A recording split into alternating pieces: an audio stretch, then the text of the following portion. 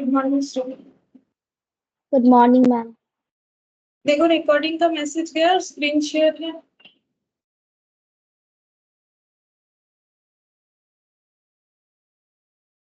Yes ma'am. ठीक है। अच्छा देखो, हम लोगों ने लास्ट दिन जो है एनुइटी पूरा कंप्लीट कर लिया था, तो उसमें हम लोगों ने क्वेश्चन नंबर 5 तक एक्सरसाइज 4C का कर लिया था। ठीक है, अभी हम लोग 6th नंबर से करना स्टार्ट करते हैं। मैंने तुम लोग को होमवर्क बोला था, अगर तुम लोगों ने किया है तो भी ठीक है, और अगर तब नहीं किया है तो अभी कर लो, किया है तो चेक करो कि सही हुआ है कि नहीं। ठीक है, तो देखो 6th नंबर में क्या बोला है। 6th नंबर में बोला है if the amount of an annuity after 25 years,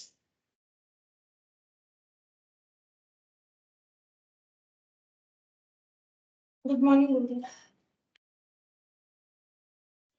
good morning ma'am. if the amount of an annuity after 25 years at 5% per annum compound interest is 50,000, the annuity will be। तो एक बात तो confirm है कि question annuity का है। ठीक है, अब ये पता करना है कि एन्युटी का तो है, लेकिन हमें पूछा क्या है। तो देखो वो भी हमें पता चल रहा है, एन्युटी विल बी मतलब हम लोग को ए पूछा है। ठीक है, अब एन्युटी हम लोग कैसे फाइंड आउट कर सकते हैं। हम लोग फ्यूचर जो है फ्यूचर वैल्यू ऑफ एन्युटी का भी फॉर्मूला लगाते हैं, और जो है प्रेजेंट वैल्यू ऑफ एन्युटी का भी लगाते हैं। अब क्वेश्चन ये है कि एन्युटी रेगुलर है कि एन्युटी ड्यू है। ठीक है, अब देखो क्वेश्चन में हमें ये नहीं बोला है कि ये एन्युटी का पेमेंट हमें कब करना है। ठीक है, मतलब एंड ऑफ द पीरियड या बिगिनिंग ऑफ द पीरियड। जब हमें कुछ नहीं बताया जाता है then always assume annuity regular यानी कि एंड ऑफ द पीरियड। ठीक है, तो 25 ईयर्स के लिए हमें कुछ एक अमाउंट स्पेसिफिकली अमाउंट जो है वो भी 25 ईयर्स तक जो है डिपॉजिट करते जाना है। कंपाउंड इंटरेस्ट जो है मतलब इंटरेस्ट रेट जो है वो 5% पर एनम है, और फ्यूचर में हमें उसका कितना मिलेगा। देखो बोल रहा है 50,000, ये तो फ्यूचर वैल्यू हो गया ना। द अमाउंट ऑफ एन्युटी मतलब जो अमाउंट हम लोग डिपॉजिट करते जा रहे हैं 25 साल तक, 25 साल बाद इंटरेस्ट के साथ वो पैसा इतना बन जाएगा। ऐसा हमें क्वेश्चन में बोल रहा है कि एन्युटी कितना है, मतलब कितना अमाउंट हम लोग जो है डिपॉजिट कर रहे हैं हर पीरियड में। ठीक है, तो क्वेश्चन कुछ ऐसा देखने में 25 ईयर्स तक हमें डिपॉजिट करते जाना है। ठीक है, इंटरेस्ट कितना मिलेगा 5% पर एनम कंपाउंड इंटरेस्ट मिलेगा। हर साल 5% करके इंटरेस्ट मिलेगा, मतलब 25 साल में 1 2 3 4 ऐसे करके 25 बार करने में टाइम लगेगा। मैंने यहाँ पर पूरा एक 25 साल दिखा दिया, और ऐसे करने पे हमें 25 साल बाद 50,000 मिलेगा। फ्यूचर में हमें 50,000 मिलेगा, तो इसको हम लोग फ्यूचर वैल्यू बोलेंगे। क्वेश्चन में पूछा है कि बोलो एन्युटी कितना है, यानी ए कितना है। तो हम लोग कैसे फाइंड आउट करेंगे, इसमें मुझे कौन सा फॉर्मूला लगाना चाहिए। देखो मेरे पास फ्यूचर वैल्यू का डेटा अवेलेबल है, तो मुझे फ्यूचर वैल्यू का ही फॉर्मूला लगाना चाहिए। तो तुम लोग फ्यूचर वैल्यू का फॉर्मूला लगाओ और देखो क्या आंसर आता है। Good morning Sumit. Good morning ma'am.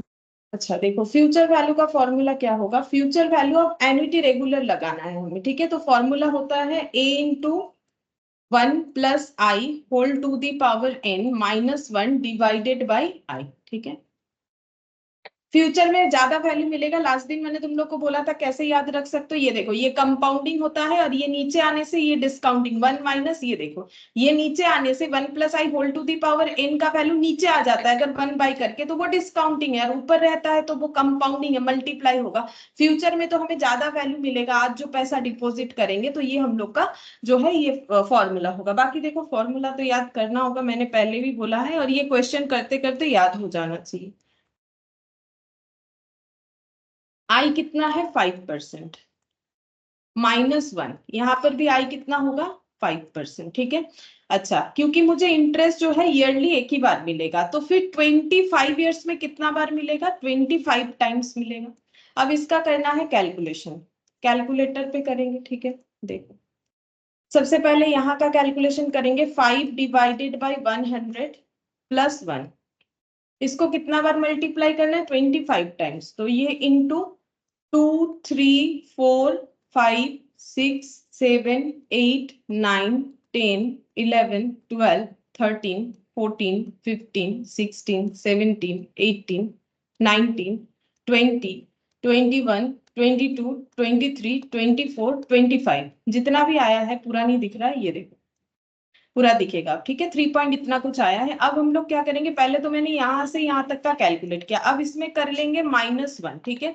Next step इसमें करेंगे -1, तो इतना वैल्यू आ रहा है। अब इसको डिवाइडेड बाई करेंगे 5%, तो डिवाइडेड बाई कर लेते हैं 5%। मेरे पास परसेंटेज अवेलेबल है तो इसको लगा लिया, इतना आ रहा है, ठीक है।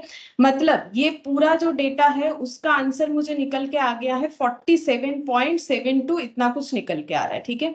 तो मुझे तो फाइंड आउट करना है ए, तो ए कैसे फाइंड आउट करेंगे, ए हो जाएगा 50,000 डिवाइडेड बाय ये वाला वैल्यू बेसिकली, है ना। ये ए अगर इधर है, इधर 50,000 है, तो A equal to 50,000 divided by ये डेटा।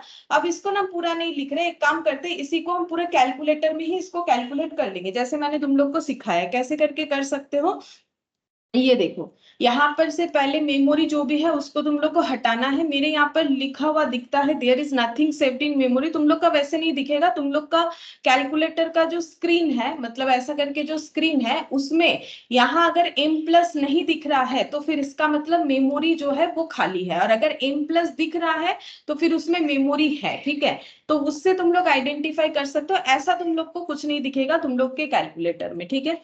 अब क्या करेंगे, 30,000, इसको पहले मेमोरी प्लस कर लेते हैं। देखो ये मेमोरी में आ गया। अब मुझे क्या करना है, ये वाले वैल्यू को डिवाइड करना है 50,000 से, सॉरी मैंने 30,000 बोल दिया गलती से। 50,000 डिवाइडेड बाय, लो इक्वल कर दिया, देखते हैं ये ठीक होगा कि नहीं। हाँ ठीक हो जाए। 50,000 मैंने गलती से इक्वल कर दिया था, डिवाइड मेमोरी रिकॉल, ठीक है। तो मेमोरी में जो था उससे मुझे डिवाइड करना है। अब इक्वल करेंगे 1047.62, 1047.62, ये एन्युटी का वैल्यू निकल के आया। अब चेक करते हैं कि एन्युटी का वैल्यू का आंसर हम लोग का कौन सा होगा। तो 1047, बोलो कौन सा ऑप्शन सही है, 104762, ऑप्शन बी। देखो ऑप्शन बी से एकदम एग्जैक्ट मैच हुआ है, ठीक है। जैसे कि हम लोगों ने लास्ट देखा था कि सारा चीज एग्जैक्ट मैच नहीं होता है, थोड़ा इधर उधर हो जाता है अप्रोक्सीमेशन के वजह से, लेकिन ये बाई चांस एग्जैक्ट मैच हो गया है। तो ठीक है, हमें एकदम क्लियरली पता चल रहा है, कोई कंफ्यूजन नहीं है कि ऑप्शन बी ही हम लोग का आंसर का, मतलब ज्यादा हमें आंसर को जज करने का जरूरत नहीं है कि फिर कौन सा नियरेस्ट आंसर है। अगर एकदम हमारे आंसर के साथ मैच होके आता है तो हमारे लिए अच्छा होता है, ठीक है। ज्यादा दिमाग नहीं लगाना पड़ता है, नहीं तो सोचना पड़ता है कि नियरेस्ट आंसर कौन सा है, उसको देना है कि नन ऑफ दिस देना है।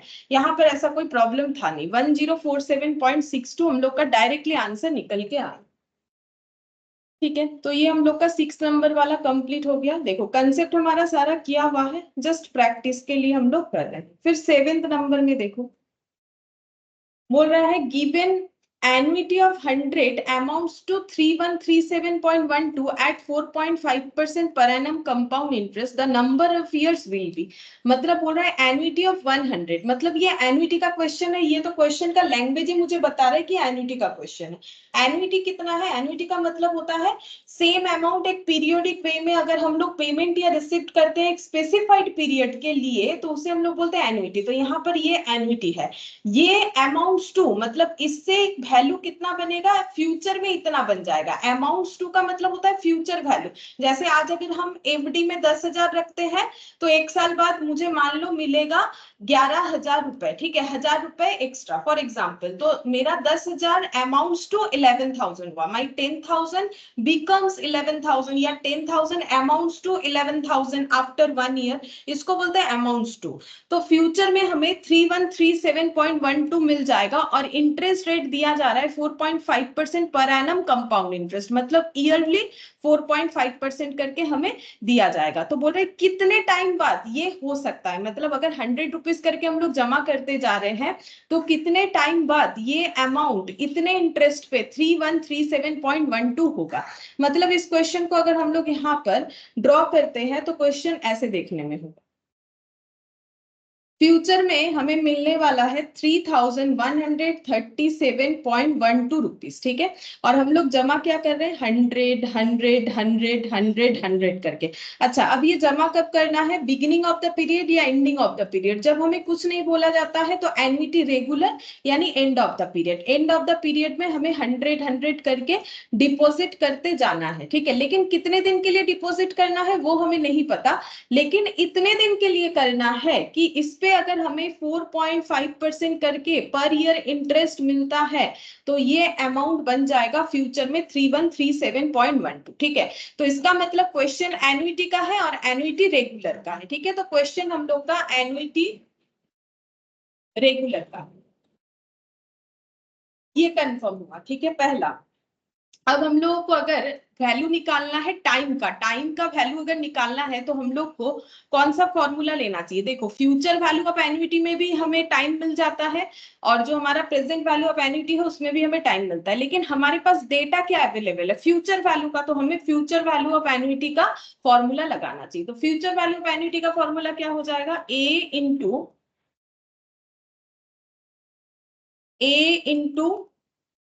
1 plus I whole to the power n minus 1 divided by i. देखो, अभी थोड़ी देर पहले ही लिखा था, लिखते लिखते याद हो जाना चाहिए।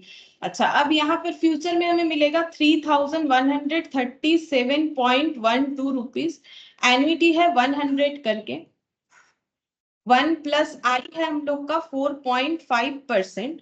ये एन हमें फाइंड आउट करना है। ठीक है, एन कितने बार कन्वर्जन हो रहा है उसी से हमें टाइम का भी पता चल जाएगा कि ये इन्वेस्टमेंट कितने टाइम पीरियड के लिए है, डिवाइडेड बाय 4.5% माइनस 1। ठीक है, अब इसका कैलकुलेशन कैसे किया जाएगा? तो देखो, हम बताते हैं इसका कैलकुलेशन कैसे होगा। इसको हम लोग ऐसा कैलकुलेट कर सकते हैं, ये देखो, ये जितना भी डेटा है ना इसको एक साइड लेके आ जाते हैं। जैसे कि हम ये बोलना चाह रहे हैं यहाँ पर, इसका मतलब क्या हो गया? 100 डिवाइडेड बाय 4.5%, ऐसा बोल सकते हैं ना। तो अगर ये डेटा को, ये जो डेटा है डिजिट वाला, इसको अगर हम लोग इधर ट्रांसफर करेंगे तो ये न्यूमरेटर और डिनोमिनेटर चेंज हो जाएगा। मतलब 3137.12 इंटू कितना हो जाएगा? 4.5% डिवाइडेड बाई 100, ये हो जाएगा अगर हम लोग इस डेटा को इधर ट्रांसफर करते हैं। फिर इधर क्या बचेगा? 1 plus 4.5% to the power n minus 1, इतना बचेगा। ठीक है, इधर इतना बचेगा। मैंने क्या किया, ये 100 इंटू और ये जो डिवाइड था इसको इधर ट्रांसफर कर दिया तो ऑपोजिट हो जाएगा। अब इसका पहले कैलकुलेशन करते, ये कितना आ रहा है? 3137.12 इंटू 4.5%, ठीक है, डिवाइडेड बाय 100।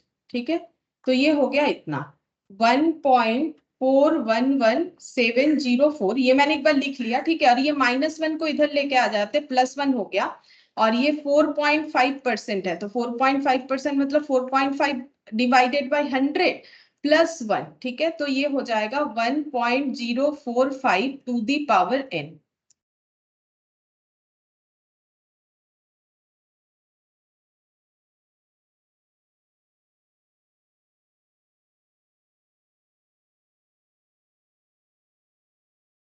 कैलकुलेट करो तुम लोग, देखो कैलकुलेट करके कितना आ रहा है। Good afternoon Mansi.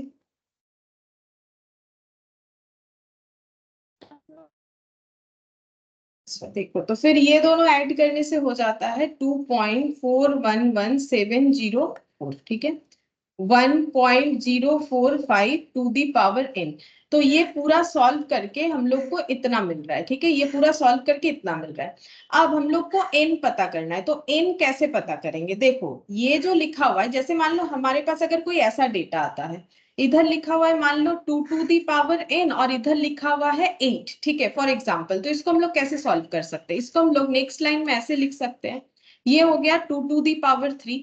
इसको भी अगर हम 2 के बेस में लिख देते हैं तो दोनों साइड कंपेयर करके हम बोल सकते हैं कि n का वैल्यू 3 है। ये कंपैरिजन इसीलिए पॉसिबल है क्योंकि इन दोनों के बीच में इक्वल का साइन है।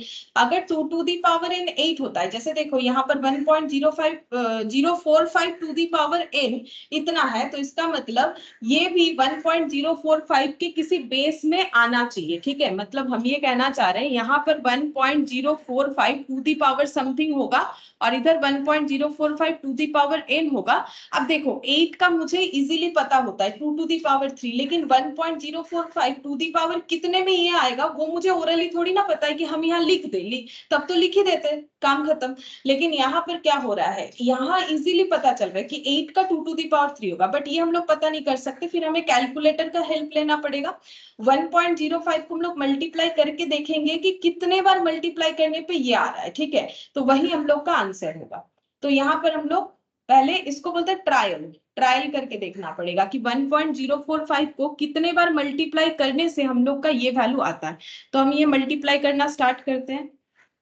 2 टाइम्स 3 4 5 6 7 8 9 10 11 12 13 14 15 16 17 18 19 20। अच्छा देखो 20 में लगभग आ गया 2 पॉइंट, ये देखो 2.411714 आया। यहाँ पर मेरा 04 आया था। चलो थोड़ा बहुत अप्रोक्सीमेशन चलता है लेकिन आ रहा है, मतलब हम यहाँ पर लिख दें n इक्वल टू, जब मैंने 20 किया, मतलब इसको जब मैंने 20 टाइम मल्टीप्लाई किया तो मेरा आंसर आया 2.411714, इतना आया, ठीक है। और एक बार 21 टाइम्स करके देखो, ज्यादा आ जा रहा है, लेकिन 20 टाइम में तो मेरा एग्जैक्ट वैल्यू आ रहा है, ठीक है, 20 टाइम में तो मेरा एग्जैक्ट वैल्यू आ रहा है, तो मेरा आंसर हम आराम से लिख सकते हैं कि इनका वैल्यू होगा। बाकी हम लोग ऑप्शन में चेक करेंगे कि इनका वैल्यू पावर 20 देंगे तो ये वाला वैल्यू हमें मिलेगा। मतलब हम लोग बोल सकते हैं कि इनका वैल्यू मतलब बहुत ही नियरेस्टली 20 है, ठीक है, इनका वैल्यू बहुत ही नियरेस्टली हम लोग का 20 आ रहा है, ठीक है। तो यहाँ पर भी देखो मैंने एक बार एक्स्ट्रा करके तुम लोग को दिखा भी दिया कि हम लोग का ज्यादा आ जा रहा है और इसमें हम लोग का एग्जैक्ट वैल्यू आ रहा है, ठीक है। अब देखो ऑप्शन क्या बोल रहा है हम लोग को।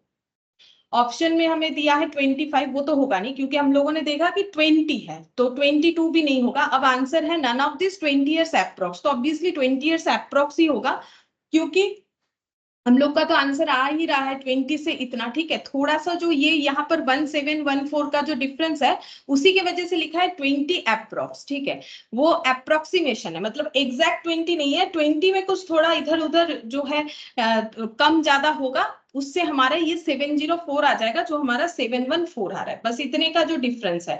मतलब लगभग जो 10 पॉइंट के बाद 0.00010 का जो डिफरेंस है वो अप्रोक्सीमेशन के वजह से ही हो रहा है, इसीलिए एग्जैक्ट 20 इन्होंने भी आंसर में नहीं लिख के लिखा है अप्रॉक्स, ठीक है। तो हम लोग का आंसर क्या हो जाएगा, जो हमारा सबसे नियरेस्ट आंसर मैच हो रहा है वही होगा, मतलब 7 का हम लोग का आंसर बी हो जाएगा, ठीक है। तो ये हो गया हम लोग का ऑप्शन बी। तो इस केस में देखो थोड़ा हमें आंसर चेक करने में टाइम लगता है क्योंकि यहाँ पर हमें ढूंढना पड़ता है कि एग्जैक्टली कौन से आंसर से मैच हो रहा है जब ये अप्रोक्सीमेशन का बात आता है। और अगर अप्रोक्सीमेशन आने के बाद भी हमारा जो आंसर आया वैसा अगर ऑप्शन में रहता है तो बहुत ही अच्छा बात है, तो फिर बहुत जल्दी हम लोग आंसर को दे सकते हैं। इसमें थोड़ा हमें जज करना पड़ता है कि कौन सा दे कौन सा नहीं दे, ठीक है।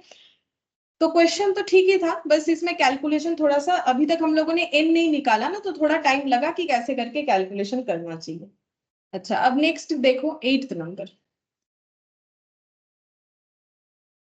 8th नंबर में बोला है A company borrows 10,000 on condition to repay it with compound interest 5% per annum by annual installment of 1,000 each। Company ने बोरो किया है, तो मैंने लास्ट दिन भी तुम लोगों को जब करवाया तब पूछा बोरो जो होता है वो कौन सा वैल्यू होता है, प्रेजेंट वैल्यू, ठीक है। आज पैसा लिया है तो वो प्रेजेंट वैल्यू होता है। अब ये पैसा हमें लौटाना भी है, कंडीशन क्या है, टू रीपे इट, इसे रीपे करना है विद कंपाउंड इंटरेस्ट, कितने इंटरेस्ट के साथ, 5% per annum by annual instalment, और जो इंस्टॉलमेंट पे करके हमें रिटर्न करना है वो इंस्टॉलमेंट एनुअल है, मतलब ईयरली है। और एनुअल इंस्टॉलमेंट का वैल्यू भी बता दिया है 1000, मतलब यही मेरा एन्युटी है, मुझे हर साल, ठीक है, एनुअली मुझे 1000 करके पे करते जाना है 5% इंटरेस्ट के साथ, ताकि ये बोरो किया गया अमाउंट 10,000 हम लोग रीपे कर पाए। बोल रहा है कि the number of years by which the डेब्ट विल बी क्लियर, कितने टाइम में हम लोग ये पूरा अमाउंट को रीपे कर देंगे, ठीक है। तो देखो कैसे होगा, यहाँ पर क्वेश्चन हमें कुछ ऐसा बोल रहा है, हम लोगों ने आज बोरो कर लिया है 10,000,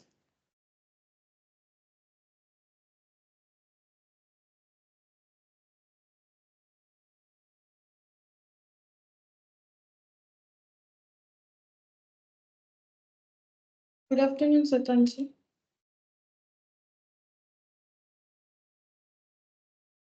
Good afternoon. देखो हम लोगों ने 10,000 बोरो किया। बहुत से लोग क्या सोचते हैं ना, मुझे ये अमाउंट रीपे करने बोला है तो इसको फ्यूचर में लिख देते। नहीं, कोई अगर मुझे 10,000 दिया है तो इसका मतलब ये नहीं है कि वो मेरे से 10,000 ही लेगा। अगर नो कॉस्ट ईएमआई है तो ऐसा हो सकता है कि मैंने 10,000 दिया और वापस भी 10,000 लिया, लेकिन क्वेश्चन में तो बोला है कि इंटरेस्ट तो देना पड़ेगा। कॉस्ट मतलब क्या? इंटरेस्ट। 5% पर एनम बेसिस पे इंटरेस्ट देना पड़ेगा। और ये अमाउंट को रीपे करने के लिए मुझे हर बार 1,000 रुपीज करके देना है हर साल। ठीक है, अब साल के एंड में देना है कि स्टार्टिंग में देना है? देखो ये है लोन। लोन के केस में हमेशा होता है एन्युटी रेगुलर, यानी हमें एंड ऑफ द पीरियड में लोन को रीपे करना पड़ता है। मतलब जो इंस्टॉलमेंट है वो एंड ऑफ द पीरियड में देना पड़ेगा, यानी हमें 1,000 रुपीज करके देते जाना है। ठीक है, ताकि हम लोग का ये अमाउंट जो है रीपे हो जाए। लेकिन सिर्फ 1,000 कोई नहीं लेगा, उसके साथ इंटरेस्ट भी बोल रहा है 5% पर एनम करके।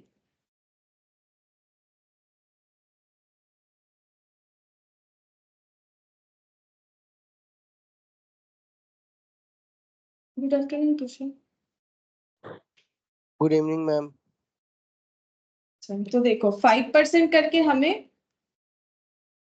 इंटरेस्ट पे करना है। ठीक है, अच्छा अब देखो 5% पर एनम करके इंटरेस्ट पे करना है, तो हम लोग को ये प्रेजेंट वैल्यू दिया हुआ है। क्वेश्चन किस चीज का है? एन्युटी का है। क्यों एन्युटी है? क्योंकि सेम अमाउंट हमें रीपे करते जाना है एक पर्टिकुलर पीरियड तक। क्वेश्चन में हमें पूछा क्या है कि कितने दिन में ये हम लोग का पेमेंट जो है क्लियर हो जाएगा। मतलब ऐसे करके कितने दिन पेमेंट करे ताकि ये अमाउंट मेरा रीपे हो जाए। ठीक है, तो ये मेरा एन्युटी रेगुलर का क्वेश्चन हो गया, पहला बात है। ठीक है, क्योंकि लोन है तो एंड ऑफ द पीरियड में ही देना पड़ेगा। अब मुझे ऐसा क्या फॉर्मूला लगाना चाहिए ताकि मुझे एन मिल जाए? देखो फ्यूचर वैल्यू का लगाएंगे, प्रेजेंट वैल्यू, दोनों से ही एन मिल जाता है। लेकिन प्रॉब्लम ये है कि यहाँ पर मेरे पास प्रेजेंट वैल्यू है, तो फिर मुझे फ्यूचर वैल्यू नहीं लगाना चाहिए, तो मुझे प्रेजेंट वैल्यू ऑफ एन्युटी का फॉर्मूला लगाना चाहिए। प्रेजेंट वैल्यू ऑफ एन्युटी का फॉर्मूला क्या होता है? ए बाई आई हो जाएगा। प्रेजेंट वैल्यू निकालने का मतलब है डिस्काउंटिंग करना, तो 1 minus 1 divided by 1 plus I whole to the power N, ये हो जाता है डिस्काउंटिंग। ठीक है, देखो 1 divided by 1 plus I whole to the power N का मतलब भी डिस्काउंटिंग हो गया। ठीक है, अब देखो प्रेजेंट वैल्यू मैंने 10,000 बोरो किया है, मुझे रिटर्न कितना करना है? 1,000 करके। इंटरेस्ट रेट कितना बोला है? 5% पर एनम। ठीक है, 1 माइनस 1 डिवाइडेड बाई 1 प्लस आई, आई मतलब 5%। ठीक है, और एन यही तो मुझे निकालना है आंसर की कितना बार करके मुझे पेमेंट करना पड़ेगा। ठीक है, अच्छा अब इसका कैलकुलेशन कैसे करेंगे? ये डेटा को इधर लेके आ जाते हैं। 10,000 इंटू यहाँ पर 5% divided by 1,000 equal 1 minus 1 divided by ये कितना हो जाएगा? 5। ये देखो 5 divided by 100 plus 1, 1.05 to the power n. तो यहाँ से 330 हट गया, यहाँ पर हो जाएगा 10 का 5%। ये देखो यहाँ 3 जीरो कैंसिल आउट हो रहा है, तो 10 का 5% कर लो, पता चल जाएगा कितना हो। 0.5 equal 1 minus 1 divided by 1.05 to the power n. अच्छा अब ये इधर आ जाएगा, ये 1 को इधर ट्रांसफर कर लेते हैं। 0.5 minus 1 equal minus 1 divided by 1.05। ठीक है, तो ये कितना आएगा? 0.5 माइनस 1, देखते हैं कितना आ रहा है। माइनस 0.5 माइनस, अच्छा ये एन है। अच्छा अब ये दोनों साइड से माइनस माइनस हटा देते हैं। ठीक है, दोनों साइड से माइनस माइनस हटा दिया। अब देखते हैं ये कितना आएगा। अब ये देखो ये क्रॉस मल्टीप्लीकेशन करो, 0.5 into 1.05 to the power n equal 1। ठीक है, तो यहाँ से हम लोग बोल सकते हैं 1.05 to the power n equal to 1 divided by 0.5। ठीक है, तो ये देखो 1 डिवाइडेड बाई 0.5 कितना होता है? 2। ठीक है, तो मेरा यहाँ पर नेक्स्ट क्या निकल के आ रहा है? नेक्स्ट स्टेप में 1.05 to the power n equal to 2 निकल के आ रहा है। ठीक है, 1.05। देखो मैंने थोड़ा ज्यादा स्टेप दिखा दिया है। वैसे तो देखो ये कैलकुलेशन यहाँ पर ये स्टेप जो है डायरेक्टली भी हम लोग कर सकते हैं। इसको इधर लाने से कितना होगा, या फिर यहाँ डायरेक्टली 3 जीरो यहाँ से जीरो हटा के भी कर सकते हैं। मैंने थोड़ा स्टेप ज्यादा दिखा दिया ताकि तुम लोग को भी समझ में आ जाए कैसे करके कैलकुलेशन हो रहा है। ये 1 को इधर लाया, अदरवाइज ये स्टेप स्किप करके भी हम लोग डायरेक्टली ये कर सकते हैं। ठीक है, मैंने पूरा एक बार डिटेल्स में ही दिखा दिया कि कैलकुलेशन कैसे करके हो रहा है। अभी भी हमारा आंसर नहीं आया, हमें फाइंड आउट करके देना है n, मतलब अगेन वही ट्रायल मेथड से हमें चेक करना पड़ेगा कि 1.05 को कितने टाइम्स मल्टीप्लाई करने से हमें 2 मिल सकता है। तो वो तो मुझे कैलकुलेटर हेल्प करेगा, ओरली मुझे भी नहीं पता 1.05 को कितना बार मल्टीप्लाई करे ताकि मुझे जो है 2 मिले। ठीक है, तो चेक करते हैं। 2, 3, 4, 5, 6, 7, 8, 9, 10, 11, 12, 13, 14। देखो 14 में लगभग 1.97 आ गया है। एक बार हम लिख लेते हैं, जब मैंने 14 टाइम्स मल्टीप्लाई किया 1.9799 आ गया, मतलब इसको भी अप्रोक्सीमेटली 2 बोल सकते हैं। 1.9 मतलब अप्रोक्सीमेटली 2 होता है। फिर भी एक बार 15 में चेक करते हैं कि कितना आ रहा है। तो देखो 15 में कितना आ रहा है, 2.07, मतलब 2 से ज्यादा हो जा रहा है, लेकिन 14 में जो है वो 2 से कम हो रहा है। मतलब बेसिकली मेरा ये जो आंसर है ये हम बोल सकते हैं 14 और 15 के बीच का है। मतलब ना तो एग्जैक्ट 14 है, 14 से थोड़ा सा ज्यादा है और 15 से थोड़ा सा कम है। ठीक है, तो मेरा आंसर क्या होना चाहिए, n का वैल्यू हम क्या लिखे। तो एक बार हम लोग ऑप्शन में जाके चेक करेंगे कि हमारे पास 14 या 15 के बीच का कोई नंबर है कि नहीं। ठीक है, तो यहाँ पर देखो हम लोग के पास है 14.2 है। देखो 10 तो होगा नहीं, ठीक है, 10 का तो कोई क्वेश्चन ही नहीं है, 12 भी नहीं होगा। हमारे पास दो आंसर है, एक है नन ऑफ दिस और एक है 14.2। ठीक है, तो मैंने हमेशा बोला है टाइम वैल्यू मनी का जो जब भी तुम लोग क्वेश्चन करोगे वहां पर देखोगे नियरेस्ट आंसर, अगर मेरा काफी नियरेस्ट आंसर है तो मुझे वही देना चाहिए। नन ऑफ दिस हम लोग तब ऑप्शन को लेंगे, ऑप्ट तब करेंगे इस ऑप्शन को अगर हमारे लिए कोई दूसरे मतलब बाकी सारे डेटा में से कुछ भी नियरेस्ट आंसर नहीं हो रहा है। तो हम लोग आराम से बोल सकते हैं कि 14.2, ये 14.2 हो सकता है, क्योंकि देखो अभी तो दिखाया 14 और 15 के बीच का है, तो मे बी 14.2 जो है ये हम लोग का करेक्ट आंसर होगा। ठीक है, अच्छा इसको चेक करने के लिए मैंने तुम लोग को एक डर्टी पावर सिखाया था। ठीक है, जो कि मौका नहीं हो रहा है, हम लाइव क्लास में दिखाएंगे सोच रहे हैं, लेकिन किसी ना किसी वजह से जो है दिखा नहीं पा रहे। ठीक है, तो नेक्स्ट जो हम लोग का ऑफलाइन क्लास होगा तो वहां पर जिनका नहीं हुआ, मैंने प्रोसेस तो पूरा ही बताया है, क्योंकि मेरे यहाँ पर कैलकुलेटर में पता नहीं थोड़ा प्रॉब्लम होता है, कैलकुलेट नहीं होता है। तुम लोगों ने अगर घर पे ट्राई किया है, जो भी मैंने रूल्स बोला है क्लास में, तो वहां से तुम लोग एक काम कर सकते हो, ये डर्टी पावर जो है वो चेक कर सकते हो। मतलब कैसे 1.05 टू दी पावर 14.2 का आंसर 2 आता है कि नहीं वो तुम लोग चेक करके देख सकते हो। ठीक है, अपने कंफर्मेशन के लिए कि ये आंसर मेरा ठीक है। तो उसको कैसे चेक करोगे मैंने बता दिया है, 12 टाइम्स रूट, फिर क्या क्या रूल्स रेगुलेशंस था मैंने बताया है। ठीक है, तुम लोगों ने घर पे चेक किया है तो देखो हम बार बार बोलते हैं कैलकुलेटर पे चेक करने के लिए, लेकिन मुझे तो दिखता नहीं है। तुम लोग जो भी आते हो ऑफलाइन में किसी के पास मैंने कैलकुलेटर कभी देखा नहीं है। ठीक है, और तुम लोगों ने पूछा भी नहीं, तो अगर तुम लोग कैलकुलेटर लाओगे तो हम डेफिनेटली दिखा देंगे कि कैसे करके वहां पर कैलकुलेट करना होता है। ठीक है, उसके लिए आना पड़ेगा, क्योंकि यहाँ ऑनलाइन में वो दिखाने से शायद तुम लोग को थोड़ा दिक्कत हो। देखो जिनका हो गया है ऐसा नहीं कि दिक्कत ही होगा, कर सकते हो, लेकिन अगर कोई डाउट है तो मुझे बोलने से हम जो है वो दिखा देंगे, जो लोग ऑफलाइन आ सकते हो। ठीक है, जो नहीं आ सकते ऑनलाइन में ही कर रहे हो, फिर भी अगर नहीं हो रहा है तो हम दिखाएंगे, लेकिन पहले खुद से तुम लोग ट्राई करके देखना जो मैंने बोला है, तब तो हम बता पाएंगे कि डाउट क्या है।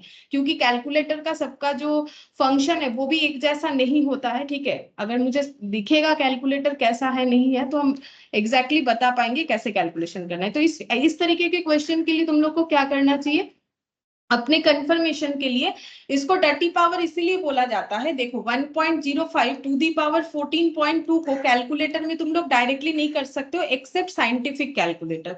बट साइंटिफिक कैलकुलेटर हमारे एग्जाम के लिए जो है वैलिड नहीं है, कोई लेके नहीं जा सकता है, लेके जाओगे तो वो रख लेगा, पहला बात है। ठीक है, वो लिखा हुआ ही रहता है, रूल्स रेगुलेशन है, लेके नहीं जा सकते हो। तो हमें ये जो नॉर्मल कैलकुलेटर है इस पे ही करना पड़ता है। ठीक है, तो तुम लोग अपने अपने कैलकुलेटर में डर्टी पावर का जो रूल्स बोला था मैंने उससे चेक करके देखना, ये 2 ही आएगा। ठीक है, और अगर नहीं होता है तो मुझे पूछोगे तो हम बता देंगे कैसे करके करना पड़ेगा। ठीक है, क्या डाउट हो रहा है मुझे पूछोगे तो हम बता देंगे। अच्छा अब देखो यहाँ पर 9th नंबर, नाइन्थ नंबर में देखो क्या है, बोल रहा है mister x borrowed 5120। Again borrowing का बात बोला है। बोरोइंग मतलब हम लोग का प्रेजेंट वैल्यू हो गया। कैसे बोरो किया है? 12.5 यानी 12.5% पर एनम कंपाउंड इंटरेस्ट के साथ। At the end of 3 year the money was repaid along with interest accrued. बोल रहा है कि 3 ईयर के एंड में ये पैसा हमें रिटर्न कर देना है, जो अमाउंट हम लोगों ने बोरो किया है इंटरेस्ट के साथ। The amount of interest paid by him, बोल रहा है कि अगर हमें ये पैसा रिटर्न कर देना है आफ्टर 3 इयर्स तो हम लोग का इंटरेस्ट अमाउंट कितना होगा। तो पहले मुझे बोलो ये क्वेश्चन क्या है, एन्युटी का है कि नहीं। इसके पहले वाले क्वेश्चन में एक भी क्वेश्चन में मैंने आज पूछा नहीं तुम लोग को एन्युटी है कि नहीं, क्योंकि हर एक क्वेश्चन में लैंग्वेज एन्युटी अवेलेबल था। तो उसमें हम क्या पूछे, एन्युटी है कि नहीं है। ये क्वेश्चन मुझे बता सकते हो ये एन्युटी है कि नहीं है? कौन बताएगा, बोलो एन्युटी है कि नहीं है।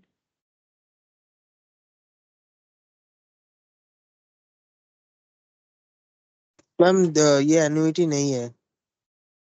हाँ ये एन्युटी नहीं है। কি করে বোঝা গেল বলো, कैसे समझ में आया বলো ম্যাম কিভাবে কারণ বোঝা গেল। এটা ফিক্সড ইনস্টলমেন্টে প্রতিবার দেওয়া হচ্ছে না, এটা at the end of 3 years গিয়েও ইন্টারেস্টের সাথে রিপে করছে। ठीक, एकदम ठीक, एकदम सही है आंसर कि ये हर बार हमें कुछ अमाउंट नहीं देना पड़ रहा है कि मुझे ये पैसे का इंस्टॉलमेंट भरना पड़ रहा है, ये बोरिंग अमाउंट का। हम लोग को डायरेक्टली 3 साल बाद जो भी इंटरेस्ट अमाउंट होगा उसके साथ वो पैसे को रिटर्न कर देना है। तो इस तरीके के क्वेश्चन को हम लोग बोलते हैं सिंगल कैश फ्लो का क्वेश्चन। ये हम लोग का एन्युटी नहीं है, ठीक है। तो देखो क्वेश्चन कभी नहीं बोलेगा कि एन्युटी है कि नहीं। अब अगर ऐसा बोल दिया, जैसे देखो आज हम लोगों ने जो भी क्वेश्चन किया ना, 5th नंबर 6th नंबर से लेके अभी तक हम लोगों ने क्वेश्चन स्टार्ट किया, हर जगह पे देखो तुम लोग को एन्युटी दिखा, ये देखो एन्युटी एन्युटी, इसलिए मैंने पूछा ही नहीं। अब अगर एन्युटी हर जगह पे बोलेगा, एनुअल इंस्टॉलमेंट ये भी एक तरह एन्युटी को ही बता रहा है, ठीक है। तो फिर इसीलिए देखो यहाँ पर भी बोल रहा है अमाउंट ऑफ इंटरेस्ट, सॉरी ये वाला तो अलग हो गया। देखो अभी तक हम लोगों ने जो भी क्वेश्चन किया हर जगह एन्युटी एन्युटी बता ही दिया, इसीलिए मैंने पूछा भी नहीं, लेकिन यहाँ नहीं बताया। तो समझना पड़ेगा कि एन्युटी का क्वेश्चन है कि एन्युटी का नहीं है, ठीक है। हम लोगों ने आज उधार लिया है 5120, ये मुझे आफ्टर 3 इयर्स वापस करना है। कितना इंटरेस्ट के साथ रिटर्न करना है, यहाँ पर बोला है, कहाँ चला गया क्वेश्चन, ऐसे करते हैं हाँ, यहाँ पर 12.5% पर एनम, ठीक है। तो ये हो जाएगा 12.5%, 12.5%, 12.5% पर एनम बेसिस पे मुझे रिटर्न करना है। और मुझे क्वेश्चन में ये पूछा है कि कितना रिटर्न करना है, ये नहीं पूछा है, बोला है कि कितना इंटरेस्ट इनको देना पड़ा। यहाँ पर हमें पूछा है कि कितना इंटरेस्ट, यानी कि ये पैसा देखो मैंने अगर किसी से 5120 लिया है वो तो वो मुझसे रिटर्न लेगा ही लेगा। अगर कोई इंटरेस्ट ले रहा है तो एक्स्ट्रा जो लेगा दैट इज द इंटरेस्ट। हमें पूछा है इंटरेस्ट कितना होगा, तो पहले ये निकालते हैं क्योंकि ये कंपाउंड इंटरेस्ट का क्वेश्चन है। कैसे पता चला, यहाँ लिखा हुआ है देखो कंपाउंड इंटरेस्ट के साथ पे करना पड़ेगा, तो ये कंपाउंड इंटरेस्ट है। तो कंपाउंड इंटरेस्ट में फॉर्मूला क्या होता है, यही वाला A = P × 1 + I whole to the power n, जिसमें A का मतलब होता है फ्यूचर वैल्यू और P का मतलब होता है प्रेजेंट वैल्यू, ठीक है। ये होता है फ्यूचर वैल्यू, ये होता है प्रेजेंट वैल्यू, ठीक है। प्रेजेंट वैल्यू मतलब आज का लिया गया लोन का अमाउंट, बोरोइंग अमाउंट। आई कितना है 12.5% करके इंटरेस्ट देना पड़ेगा ईयरली, तो फिर मुझे आई को और एडजस्ट नहीं करना पड़ा। इनका मतलब होता है नंबर ऑफ कन्वर्जन पीरियड, ठीक है। तो कितना बार कन्वर्जन हो रहा है, क्योंकि 3 इयर्स है तो 3 बार कन्वर्जन होगा, क्योंकि ईयरली इंटरेस्ट देना है तो मुझे 3 ही बार इंटरेस्ट देना पड़ेगा, ठीक है। अच्छा अब कैलकुलेट करेंगे, ये तो कैलकुलेटर पे जैसे करते हो वैसे करना है। 12.5 divided by 100 + 1, 3 times multiply 2 3 into 5120 7290, मतलब हम लोगों को इसके बदले इतना रिटर्न करना है। तो जो एक्स्ट्रा देना है वही इंटरेस्ट होता है। क्वेश्चन में पूछा था बोलो इंटरेस्ट कितना देना पड़ा, तो माइनस करने से ही पता चलेगा। 5120 लिए हैं वो तो वापस करना ही है, एक्स्ट्रा जो देना है इंटरेस्ट के बेसिस पे वो है 2170, यानी 2170 रुपीज, ठीक है। ये हम लोग को इंटरेस्ट रिटर्न करना है। देखते हैं कौन से ऑप्शन के साथ हो रहा है। ये देखो ये एग्जैक्टली मैच हो गया, तो ये अच्छा बात है, ठीक है। कुछ ज्यादा दिमाग नहीं लगाना है कौन सा ऑप्शन ले ना ले। तो 2170 ये हम लोग का आंसर हो गया, एग्जैक्टली मैच हो रहा है 9th नंबर वाला आंसर। आसान था, इसमें ज्यादा कुछ नहीं था। अच्छा अब 10th नंबर देखो, बोल रहा है कि mister Paul borrow 20,000 on condition to repay it with compound interest at 5% per annum in annual installments of 2000 each. और जब भी इंस्टॉलमेंट का बात आ गया यानी ये एनुइटी का बात हो गया, ठीक है, कि मुझे हर बार एनुअली, हर बार मतलब कब देना है, मतलब मंथली देना है, ईयरली देना है, ईयरली देना है। एनुअल बोला है, कितना करके देना है, 2000 करके देना है। कितने दिन देना है वो नहीं बोला है, वही फाइंड आउट करना है। देखो ना ऑप्शन देखो, ईयर दिया है, मतलब टाइम फाइंड आउट करना है। The number of years for which debt to be paid off, कितने दिन में ये लोन पे ऑफ हो जाएगा, ठीक है। तो लोन है 20,000 का, कंडीशन है रीपे करना है हर मंथ, सॉरी हर ईयर 2000 करके, कितने दिन बाद ये रीपे हो जाएगा, ठीक है। तो देखो ऐसे बोला है क्वेश्चन में,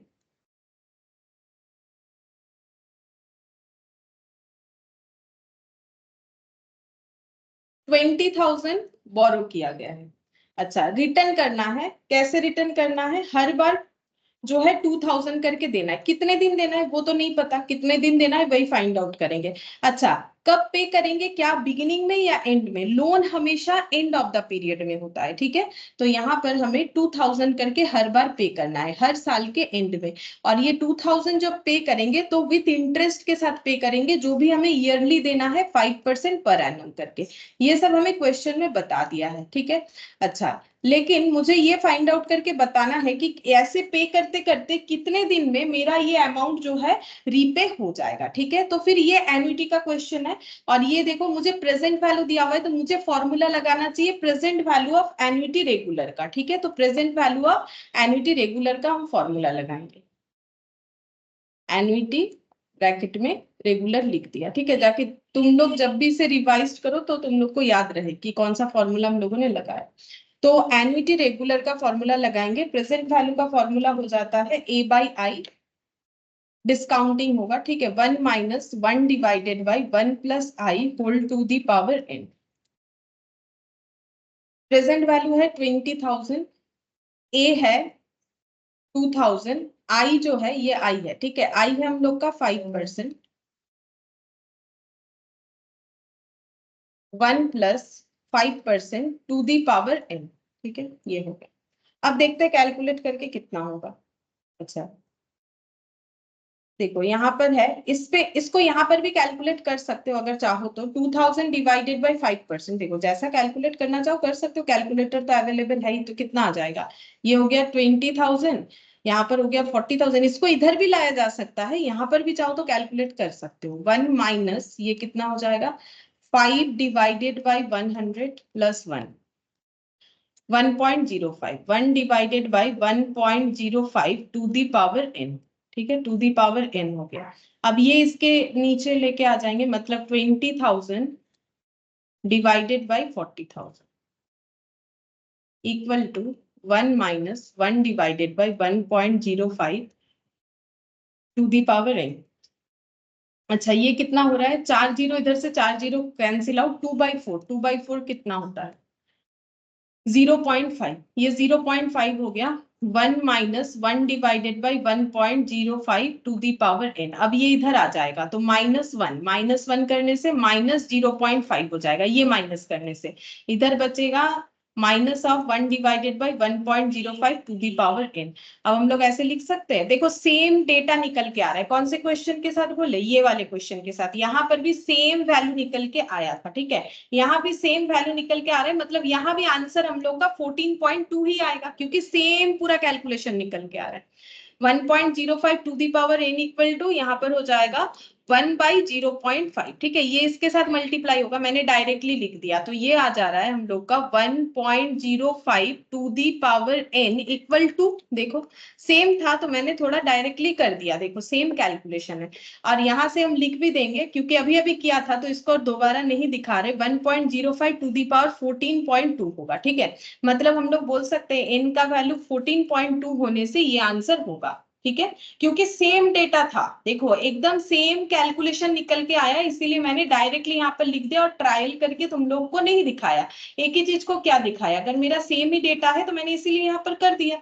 तो यहाँ देखते हैं ऑप्शन 14.2 का इन्होंने इस बार दिया है कि नहीं दिया है, देखो डी में दिया है 14.2, और देखो 10 आंसर हो ही नहीं सकता है, 12 भी नहीं होगा, 11 भी नहीं होगा, तो 14 में ही आंसर आएगा।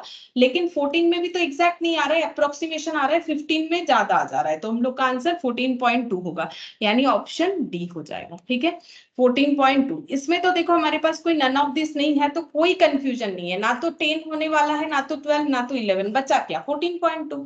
तो 14 से तो हमारा आंसर आ ही रहा था, लेकिन एग्जैक्ट तो नहीं आ रहा था, थोड़ा सा कम आ रहा था। देखो यहाँ पर कितना आ रहा था 1.97, हमें 2 चाहिए था, मतलब 14.2 करने से इसका मतलब 2 आ जाएगा, जो कि मैंने बोला तुम लोग कैलकुलेट करके देख सकते हो आ रहा है कि नहीं।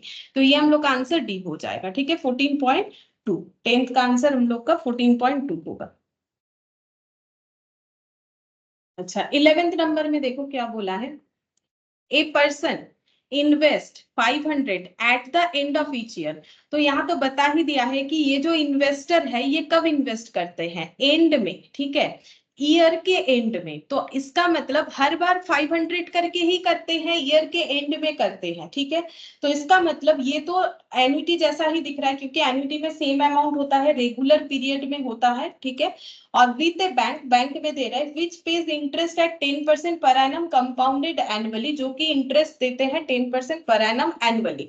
The amount standing to his credit, ये लाइन यहाँ पर अच्छे से समझना है, यहाँ पर क्वेश्चन का आंसर हमें थोड़ा सा अलग तरीके से देना है, क्योंकि यहाँ पर पूछा अलग है।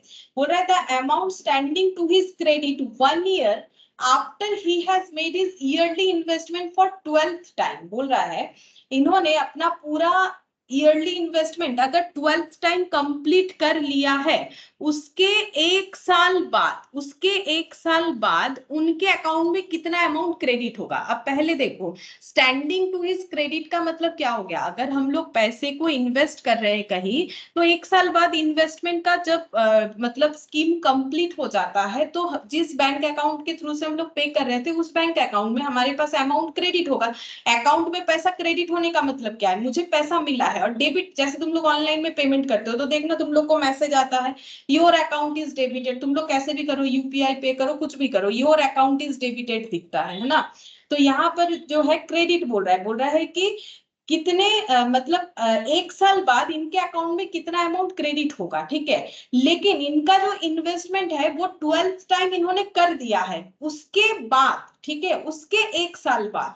देखो हम दिखाते हैं, यहाँ पर ड्रॉ करके बताते हैं कि डिफरेंस क्या है, क्वेश्चन में थोड़ा सा अलग है क्वेश्चन। ये देखो यहाँ पर 500 करके एनुअली पे करते जाना है एंड ऑफ द पीरियड में, and of the each year. ठीक है, और 12th टाइम पेमेंट करना है। ठीक है, तो 1 year, 2 year, 3 year, 4, 5, 6, 7, 8, 9, 10, 11, 12।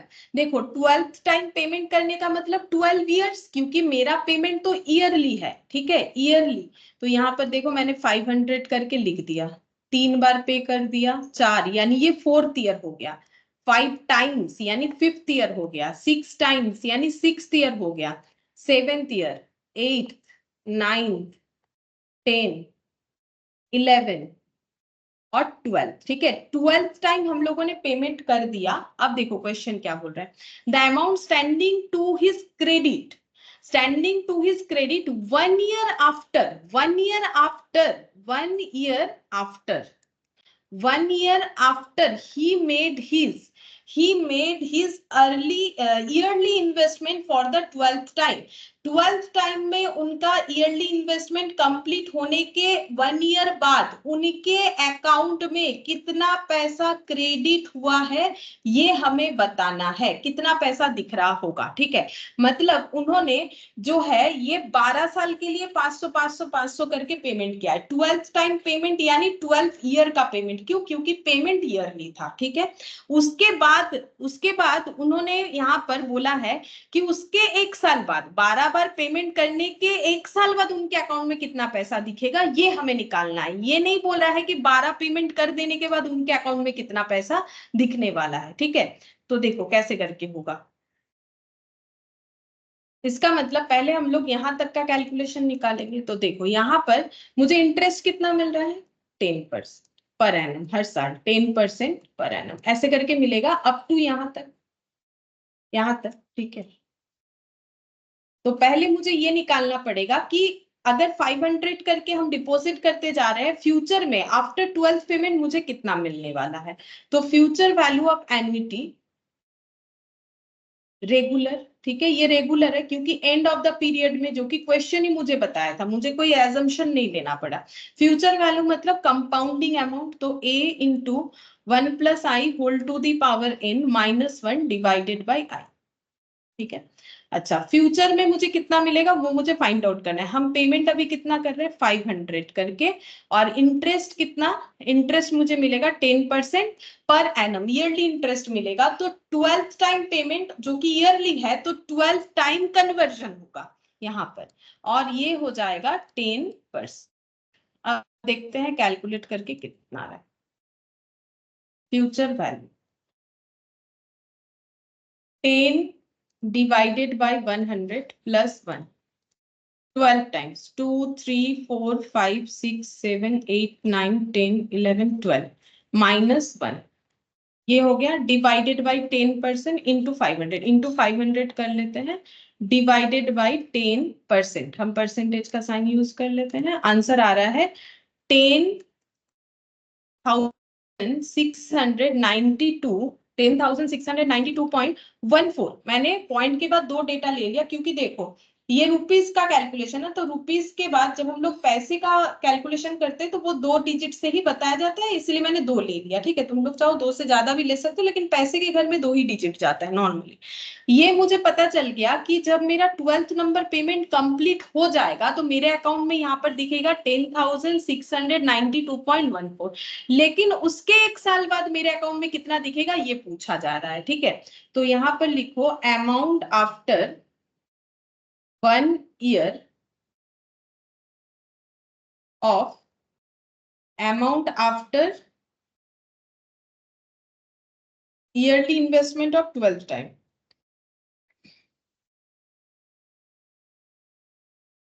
Yearly investment 12th time उन्होंने इन्वेस्टमेंट किया है, मतलब 13th नंबर टाइम में उन्होंने कोई इन्वेस्टमेंट नहीं किया, लेकिन पैसे का यहाँ पर देखो पैसे को विथड्रॉल भी नहीं किया है। मतलब जब उनका 12th टाइम पेमेंट कंप्लीट हो गया तो उनके अकाउंट में ये पैसा रिफ्लेक्ट कर रहा था। बोल रहा है कि इसके 1 साल बाद इनके अकाउंट में कितना पैसा रिफ्लेक्ट करेगा, मतलब इन्होंने पैसा विथड्रॉल नहीं किया, लेकिन कुछ और एन्युटी पेमेंट भी नहीं किया इन्होंने, बस ये जो है 1 ईयर 12th ईयर के लिए ही किया, लेकिन ये पैसा विथड्रॉल नहीं किया। तभी तो बोल रहा है 1 साल बाद इनके अकाउंट में कितना पैसा दिखेगा, तो कितना दिखेगा 1 साल बाद ये पैसा, अगर ये विथड्रॉल नहीं कर रहे, कैसे पता चला विथड्रॉल नहीं कर रहे, क्योंकि बोल रहा है ये 12th पेमेंट कंप्लीट होने के 1 साल बाद उनके अकाउंट में कितना दिख रहा है, तो इसका मतलब उन्होंने ये पैसा विथड्रॉल नहीं किया, अकाउंट में रख के रखा था। अगर हम लोग अपना पैसा विथड्रॉल नहीं करेंगे, रख के रखते हैं, तो हमें इंटरेस्ट मिल सकता है। ठीक है, तो इन्होंने क्या किया, इंटरेस्ट कमाया होगा इसके ऊपर। जैसे मान लो नॉर्मली देखोगे तुम लोग, देखो एफडी वगैरह पे तो इंटरेस्ट रेट बता ही देता है क्या होता है। अगर तुम लोग सेविंग्स अकाउंट में भी पैसा रखते जाओगे ना, तो उस पे भी जो है इंटरेस्ट मिल जाता है, काफी कम मिलता है ऑब्वियसली, लेकिन मिलता है। तो यहाँ पर इन्होंने भी क्या किया, ये पैसा अपना विथड्रॉल नहीं किया, तो इनको भी इंटरेस्ट मिल जाएगा। कितने अमाउंट पे, ये वाला अमाउंट पे, ये वाला अमाउंट पे इतने पीरियड के लिए इंटरेस्ट मिल जाएगा। तो वो इंटरेस्ट का अमाउंट कितना होगा, 10,692.14 पे कितना 8% इंटरेस्ट मिलेगा। देखो हमें अलग से तो बोला नहीं इंटरेस्ट रेट कितना है, तो हम लोग यही वाला इंटरेस्ट रेट लगा देंगे 10%। ठीक है, तो इनको 10% इंटरेस्ट मिलेगा पूरे 12 मंथ्स के लिए। तो 12/12 देखते हैं कितना होता है,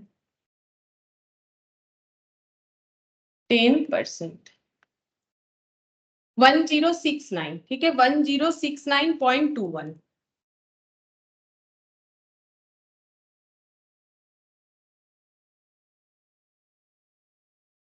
plus 10,692.14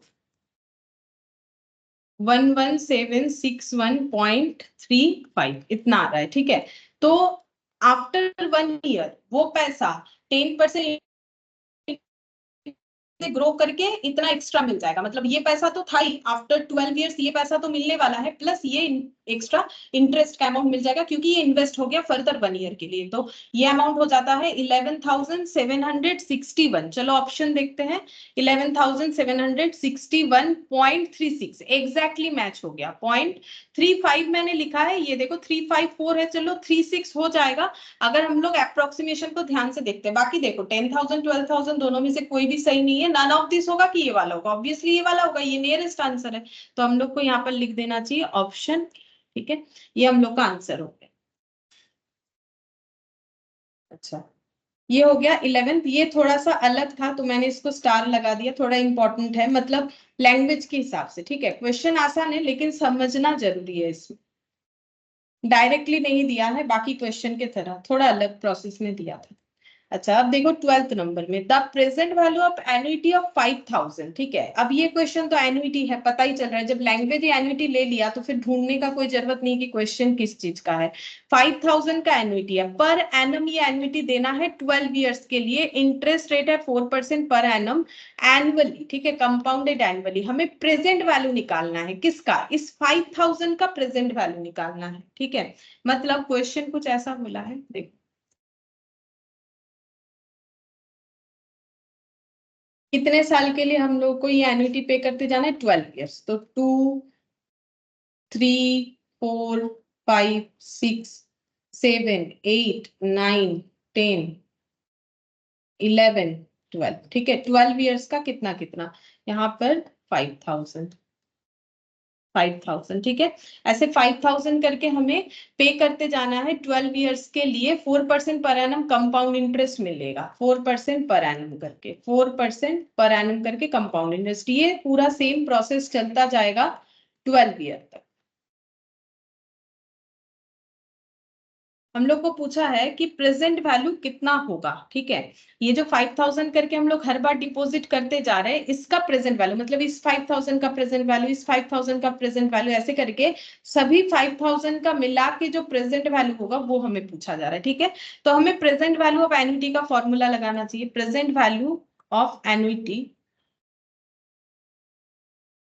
present value of annuity regular, ठीक है। क्योंकि हमें क्वेश्चन में बोला नहीं कब डिपॉजिट करना है, तो एंड ऑफ द पीरियड में ही मानेंगे। प्रेजेंट वैल्यू का फॉर्मूला A/I, प्रेजेंट वैल्यू मतलब डिस्काउंटिंग होता है, तो 1/1 + I whole to the power n। अच्छा, तो देखो यहाँ पर A कितना है 5,000, I कितना है 4%,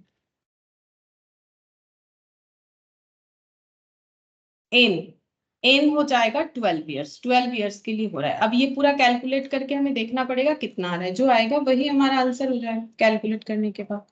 तो पहले यहाँ पर कैलकुलेट करते हैं, 4/100 + 1, 1.04, 12 टाइम्स मल्टीप्लाई करना है, 2 3 4 5 6 7 8 9 10 11 12, ठीक है। इसको मेमोरी प्लस में रखेंगे, पहले यहाँ से मेमोरी से हटाते हैं, मेमोरी प्लस कर लिया, 1/, मेमोरी रिकॉल, तो ये कुछ इतना आ रहा है, ठीक है। -1, प्लस माइनस करके इसको ठीक कर लेते हैं, इंटू 5,000 डिवाइडेड बाई 4%, 46,925, 46,925.368 ऐसा कुछ है, ठीक है। तो ये प्रेजेंट वैल्यू निकल के आ रहा है। तो ये जो है, ये जो 12 बार हम लोग 5,000 दे रहे हैं, मतलब टोटल ऐसे देखने में तो लगेगा 60,000, मतलब विदाउट इंटरेस्ट, लेकिन ये सबका प्रेजेंट वैल्यू, ठीक है। जैसे ये 5,000 का प्रेजेंट, इसका प्रेजेंट वैल्यू, तो बोल रहा है टोटल कितना प्रेजेंट वैल्यू है 46,925। 12 ईयर्स तक 5,000 invest with interest rate of 4% का मतलब है आज के डेट पे 46,925.36 रुपीज, ठीक है। देखते हैं ऑप्शन, यहाँ से मैं मैच करते 46,925, तो ये 46 है, ये नहीं होगा। 46,850, ये भी ठीक नहीं लग रहा है, ये भी तो नहीं, ये रहा 46,925.40 किया है, ठीक है। वो अप्रोक्सीमेशन के वजह से है, तो हम लोग का आंसर ऑप्शन डी हो जाएगा, ठीक है। यही हमारा सबसे नियरेस्ट आंसर है, ऑप्शन डी से हम लोग का आंसर मैच हो जाएगा।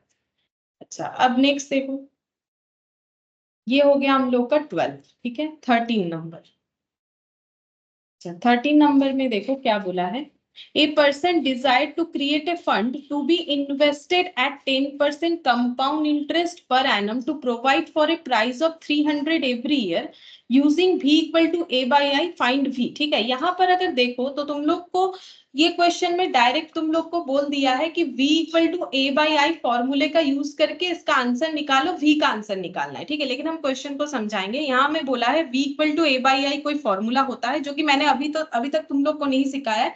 बोला इससे आंसर निकालो v का, तो तुम लोग का आंसर हो जाएगा।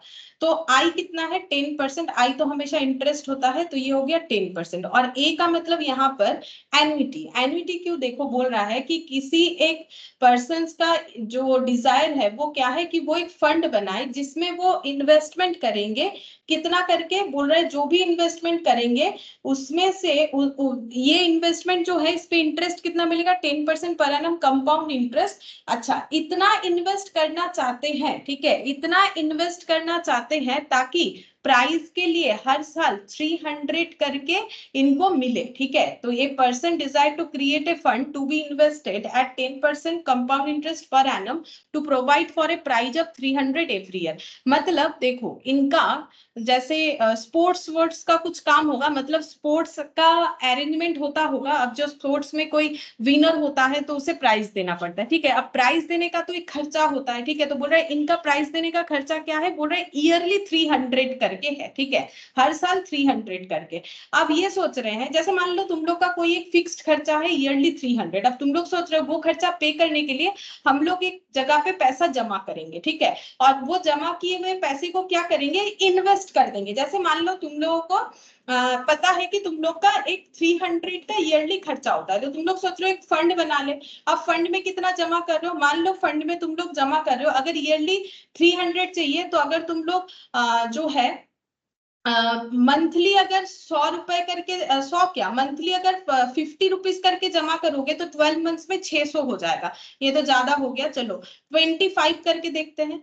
ये देखो 25 इंटू 12 300 हो जाएगा। ठीक है, अगर तुम लोग मंथली 25 करके जमा करोगे तो 12 मंथ्स में 300 मिल जाएगा। ठीक है, ऐसा तुम लोग सोच ही सकते हो कि मुझे अगर ईयरली 300 चाहिए तो हम मंथली 25 करके अगर इन्वेस्ट करेंगे।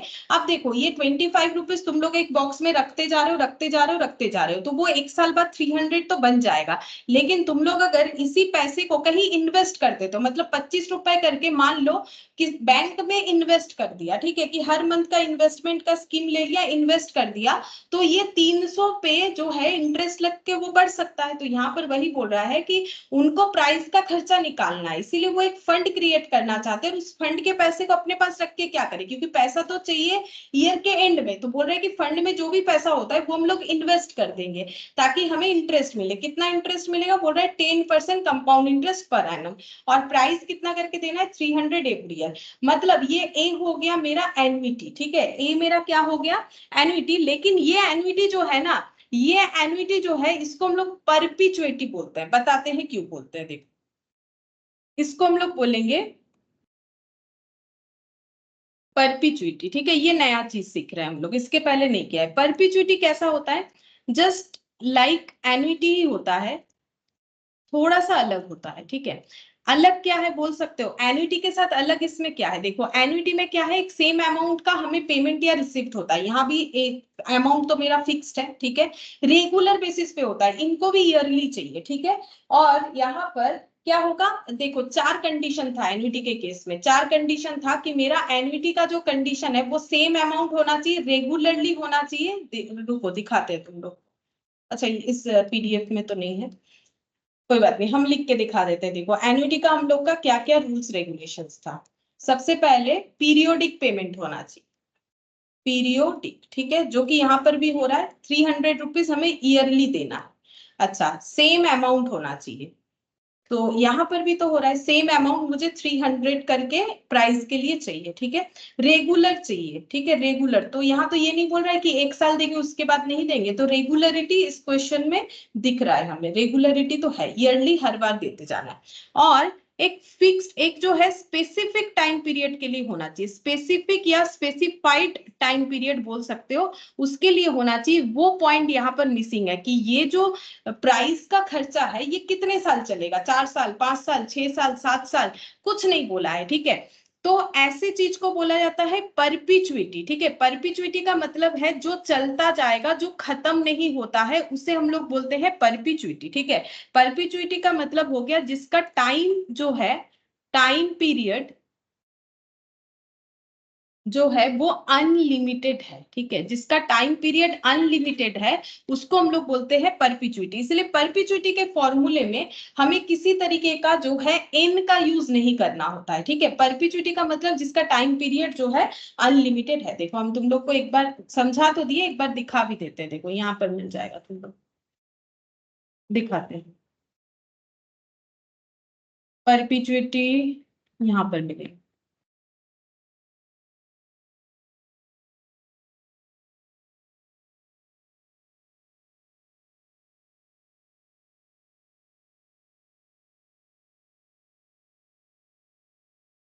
कहाँ चला गया सिंकिंग फंड, इसके बाद ही मिलना चाहिए। रुको देखते हैं, मिल जाएगा तो दिखा देते हैं। दिख नहीं रहा है मुझे, ये रहा, ये देखो परपिचुइटी, ठीक है। परपिचुइटी का मतलब देखो, परपिचुइटी का फॉर्मूला क्या होता है, ये देखो यहाँ पर A/I, ये देखो, ठीक है। 3000 और ये देखो आई, ठीक है। 3000 और आई, ये जब करवाएंगे तब समझा देंगे ऐसा क्यों लिखा हुआ है। लेकिन परपिचुइटी का मतलब देखो, परपिचुइटी इज एन एन्युटी, एक एन्युटी है in which the periodic payment और receipt begins on a fix date and continue indefinitely और परपिचुएटली। मतलब प्रॉब्लम क्या है कि इसमें टाइम पीरियड जो है इंडेफिनेटली है। मतलब इसमें क्या होगा, ये जो है इसका टाइम पीरियड अनलिमिटेड है, चलता ही जाएगा, चलता ही जाएगा, इसका कोई एंड नहीं है, मतलब इनफाइनाइट है बोल सकते हैं। फिक्स्ड कूपन पेमेंट और permanently investment sums of money are prime examples of perpetuity. Perpetuity का एग्जांपल क्या है, जैसे हम लोगों ने कहीं पर इन्वेस्ट किया है तो हमें जो है फिक्स्ड कूपन पेमेंट मिलेगा, ठीक है। फिक्स्ड कूपन का मतलब होता है इंटरेस्ट, कूपन रेट का मतलब होता है, इसको मतलब हम लोग जो है इसको कॉमर्स में कूपन रेट बोलते हैं। कूपन रेट का मतलब जो इंटरेस्ट हमें मिलने वाला है। फिक्स्ड कूपन पेमेंट, जैसे कि मुझे कभी डिवेंचर का नाम सुने हो, डिवेंचर में क्या होता है, डिवेंचर होल्डर को फिक्स्ड इंटरेस्ट रेट दिया जाता है कंपनी के तरफ से, तो वो कूपन रेट हो गया। बॉन्ड में फिक्स्ड कूपन रेट होता है, ठीक है। तो इस तरीके का permanently invested sum of money, मतलब जो पैसा हम लोगों ने इन्वेस्ट कर दिया वो अब रिडीम नहीं होगा, इररिडीमेबल होगा। ये सब जो है परपिचुइटी का एग्जाम्पल है, ठीक है। तो जो भी हो, मैंने तुम लोग को यही चीज समझा दिया कि परपिचुइटी क्या होता है, बिल्कुल एन्युइटी के तरह ही होता है। एन्युइटी का 4 कंडीशन में 3 तो ये सेटिस्फाई कर जाता है, बस एक जो सेटिस्फाई नहीं कर पाता है, that is the fix time period, ठीक है। तो एन्युइटी का क्या है, सॉरी परपिचुइटी का क्या है, उसका फिक्स टाइम पीरियड नहीं होता है, उसका फॉर्मूला हम लोग का A/I ये होता है, ठीक है। तो इन्होंने यहाँ पर स्मॉल a का यूज किया है, हम नॉर्मली ऐसे करके लिखते हैं। ये हो गया मेरा परपिचुइटी का फॉर्मूला। परपिचुइटी का फॉर्मूला ये वाला होता है, यहाँ कोई एन का यूज ही नहीं होगा क्योंकि टाइम तो अनलिमिटेड है, ठीक है। और ए क्या है, ए है हम लोग का यहाँ पर 300, ठीक है, जो हम लोग एन्युटी का वैल्यू, ए मतलब यहाँ पर एन्युटी, ये भी लिख देते हैं, ए मतलब एन्युटी, और आई का मतलब इंटरेस्ट, ठीक है। इंटरेस्ट रेट, तो इंटरेस्ट रेट है 10%, ठीक है, पर एनम। तो अब कैलकुलेट करेंगे, 300 डिवाइडेड बाई 10%, 3000, ठीक है। तो ये हो गया 3000 रुपीज। तो देखते हैं कितना होगा। आंसर ये रहा, ऑप्शन सी, ठीक है। ये हम लोग का ऑप्शन सी आंसर निकल के आ गया। तो यहाँ पर वही पूछा था कि a person desire to create a fund to invest at 10% compound interest per annum to provide for a price of 300 for every year, ठीक है। तो इनका भी का वैल्यू कितना होगा, ठीक है। तो फिर भी का वैल्यू निकल के आ जाएगा, मतलब परपिचुइटी का जो वैल्यू है वो हम लोग का होगा 3000, ठीक है। इसमें कभी भी एन नहीं लगेगा। लॉजिक ये है कि इनका कोई टाइम पीरियड होता ही नहीं है, तो एन का वैल्यू तो अनआइडेंटिफाइबल है, तो एन यहाँ पर यूज नहीं होगा। काफी आसान फॉर्मूला है, इजीली याद रख सकते हो, ठीक है। देखो तो हम लोग का ये जो एक्सरसाइज 4C था ये कंप्लीट हो गया। अब हम लोग एक्सरसाइज 4D में जाते हैं। देखो एक्सरसाइज 4D, यहाँ पर मिक्स्ड अप क्वेश्चन है। यहाँ पर जो है मिसलेनियस दिख भी रहा होगा तुम लोग को, लिखा हुआ था मिसलेनियस। मिसलेनियस का मतलब यहाँ पर तुम लोग को simple interest, compound interest, annuity, हर तरीके का क्वेश्चन दिया हुआ रहेगा। पढ़ के तुम लोग को खुद को समझना है कि ये कौन से मेथड से क्वेश्चन हमें करना है। देखो यहाँ पर बोला है ए का मतलब होता है हमेशा अमाउंट यानी कि फ्यूचर वैल्यू, ठीक है। ए इतना है। आर मतलब rate of interest, rate of interest को आर भी बोला जा सकता है, स्मॉल आई भी बोला जा सकता है। टी है 6 इयर्स, हमें पी कैलकुलेट करने बोला है, ठीक है। हम लोग को बोला है कि बताओ पी यानी प्रेजेंट वैल्यू कितना होगा। अब क्वेश्चन ये है कि ये हम लोग का सिंपल इंटरेस्ट का क्वेश्चन है कि कंपाउंड इंटरेस्ट, ये पढ़ के बिल्कुल ही नहीं समझ में आ रहा है। क्यों नहीं समझ में आ रहा है? क्योंकि हमें इंटरेस्ट रेट पर एनम बोला है, पर एनम कंपाउंडेड है कि नहीं वो बात क्लियरली नहीं बोला है, जो कि तुम लोग देखना आगे के सारे क्वेश्चन में तुम लोग को दिखेगा, ठीक है। तो अगर ऐसा है कि मुझे समझ में नहीं आ रहा है कि ये मेरा कंपाउंड इंटरेस्ट है कि सिंपल, तो मुझे दोनों से ही ट्राई करके देखना चाहिए, ठीक है। तो पहले हम एक काम करते हैं, पहले हम कंपाउंड इंटरेस्ट वाले फॉर्मूले से ही ट्राई करके देखते हैं। अगर नहीं होगा तो हम सिंपल इंटरेस्ट से लगाएंगे। और ये जो है ये एन्युटी का भी क्वेश्चन जो है नहीं होगा, क्योंकि एन्युटी के क्वेश्चन में तो देखो एन्युटी का भी हो सकता है। यहाँ देखो कुछ भी क्लियर नहीं है, हमें कुछ डेटा उठा के दे दिया है, ठीक है। तो हम एक काम करते हैं, पहले कंपाउंड इंटरेस्ट से चेक कर सकते हैं। ये तो ए फॉर एन्युटी भी हो सकता है, ऐसा बात नहीं है कि नहीं हो सकता है। ये पी फॉर प्रेजेंट वैल्यू भी हो सकता है। हम लोग को ट्राई करके देखना पड़ेगा कौन से ऑप्शन से होगा, क्योंकि ये क्वेश्चन में ना कोई लैंग्वेज है ना कुछ बोला है, सिर्फ कुछ ए आर टी के थ्रू से हमें डेटा दे दिया है। तो हम सबसे पहले ना कंपाउंड इंटरेस्ट से चेक करके देखेंगे कि कुछ मेरा आंसर आ रहा है कि नहीं। तो A equal to P into 1 plus I whole to the power n होता है। ए का मतलब अगर हम कंपाउंड इंटरेस्ट का फॉर्मूला लगा रहे हैं तो ए का वैल्यू मुझे लिखना चाहिए 5200, पी मुझे फाइंड आउट करना पड़ेगा, 1 ही रहेगा। आई का वैल्यू है मेरा 5%। देखो 5% जो है पर एनम बोला है, मतलब इंटरेस्ट ईयरली मिलेगा 6 इयर्स के लिए, ठीक है। तो 6 इयर्स के लिए 6 बार कन्वर्जन होगा, क्योंकि एन का मतलब क्या होता है, n equal to t into number of conversion per annum, ठीक है। जब ईयरली होता है ना तो एन और टी बराबर ही होता है। देखो क्योंकि मुझे अगर एक साल में एक बार कन्वर्जन मिलेगा तो 6 साल में 6 बार कन्वर्जन मिलेगा। जब मेरा इंटरेस्ट का जो कंपाउंडिंग है वो अगर ईयरली होता है, जो मेरा एन होता है वही मेरा टी भी होता है, हमेशा ये चीज तुम लोग देख सकते हो। अच्छा अब देखो 5 divided by 100 plus 1, 6 times multiply 2 3 4 5 6, ठीक है। अब मुझे आंसर कैसे करना है, p इक्वल टू मुझे करना है 5200 डिवाइडेड बाय ये वाला वैल्यू। तो इसको हम मेमोरी में डाल लेते हैं, पहले यहाँ से मेमोरी हटा दिया, ठीक है, फिर इसको मेमोरी में डाल दिया। अब इसमें क्या करेंगे 5200 डिवाइडेड बाय मुझे करना है मेमोरी रिकॉल, मतलब ये वाला वैल्यू, ठीक है। अब देखते हैं कितना आ रहा है 3880, ठीक है। p का वैल्यू आ गया 3880.32 इतना आ रहा है, ठीक है, कैलकुलेट करने पे। अब देखते हैं अगर हमारे पास ऐसा कोई ऑप्शन है तो हम लोग बच गए, यही हमारा आंसर होगा। अगर नहीं है फिर दूसरे मेथड से ट्राई करके देखना पड़ेगा। तो हाँ देखो आंसर तो आ रहा है 3880, मेरा बी ऑप्शन बी में है, तो हम ऑप्शन बी में जो है इसे टिक कर देते हैं, ठीक है। अब तुम लोग सोचोगे कि मुझे पता था तो मैंने कर दिया। देखो मुझे पता था, ऑब्वियसली हम करवाते रहते हैं, मुझे पता था मैंने यही वाला लिया, बाकी किसी में जो है दिमाग नहीं लगाया। लेकिन तुम लोग अगर मान लो कि सिंपल इंटरेस्ट से चेक करना चाहते हैं, जैसे सिंपल इंटरेस्ट में पी कैसे निकाला जाता है, देखो सिंपल इंटरेस्ट में हमें पी निकालने के लिए ए माइनस सिंपल इंटरेस्ट का वैल्यू करना पड़ता है। ए मतलब अमाउंट, अमाउंट से अगर इंटरेस्ट लेस कर देंगे तो मुझे प्रिंसिपल मिलेगा। इंटरेस्ट कैसे निकालेंगे, तो इंटरेस्ट का कैलकुलेशन होता है P into R by 100 into T करके, ठीक है। तो P तो मुझे नहीं पता इस क्वेश्चन में कितना है, R है मेरा 5/100 और T है मेरा 6 इयर्स, ठीक है।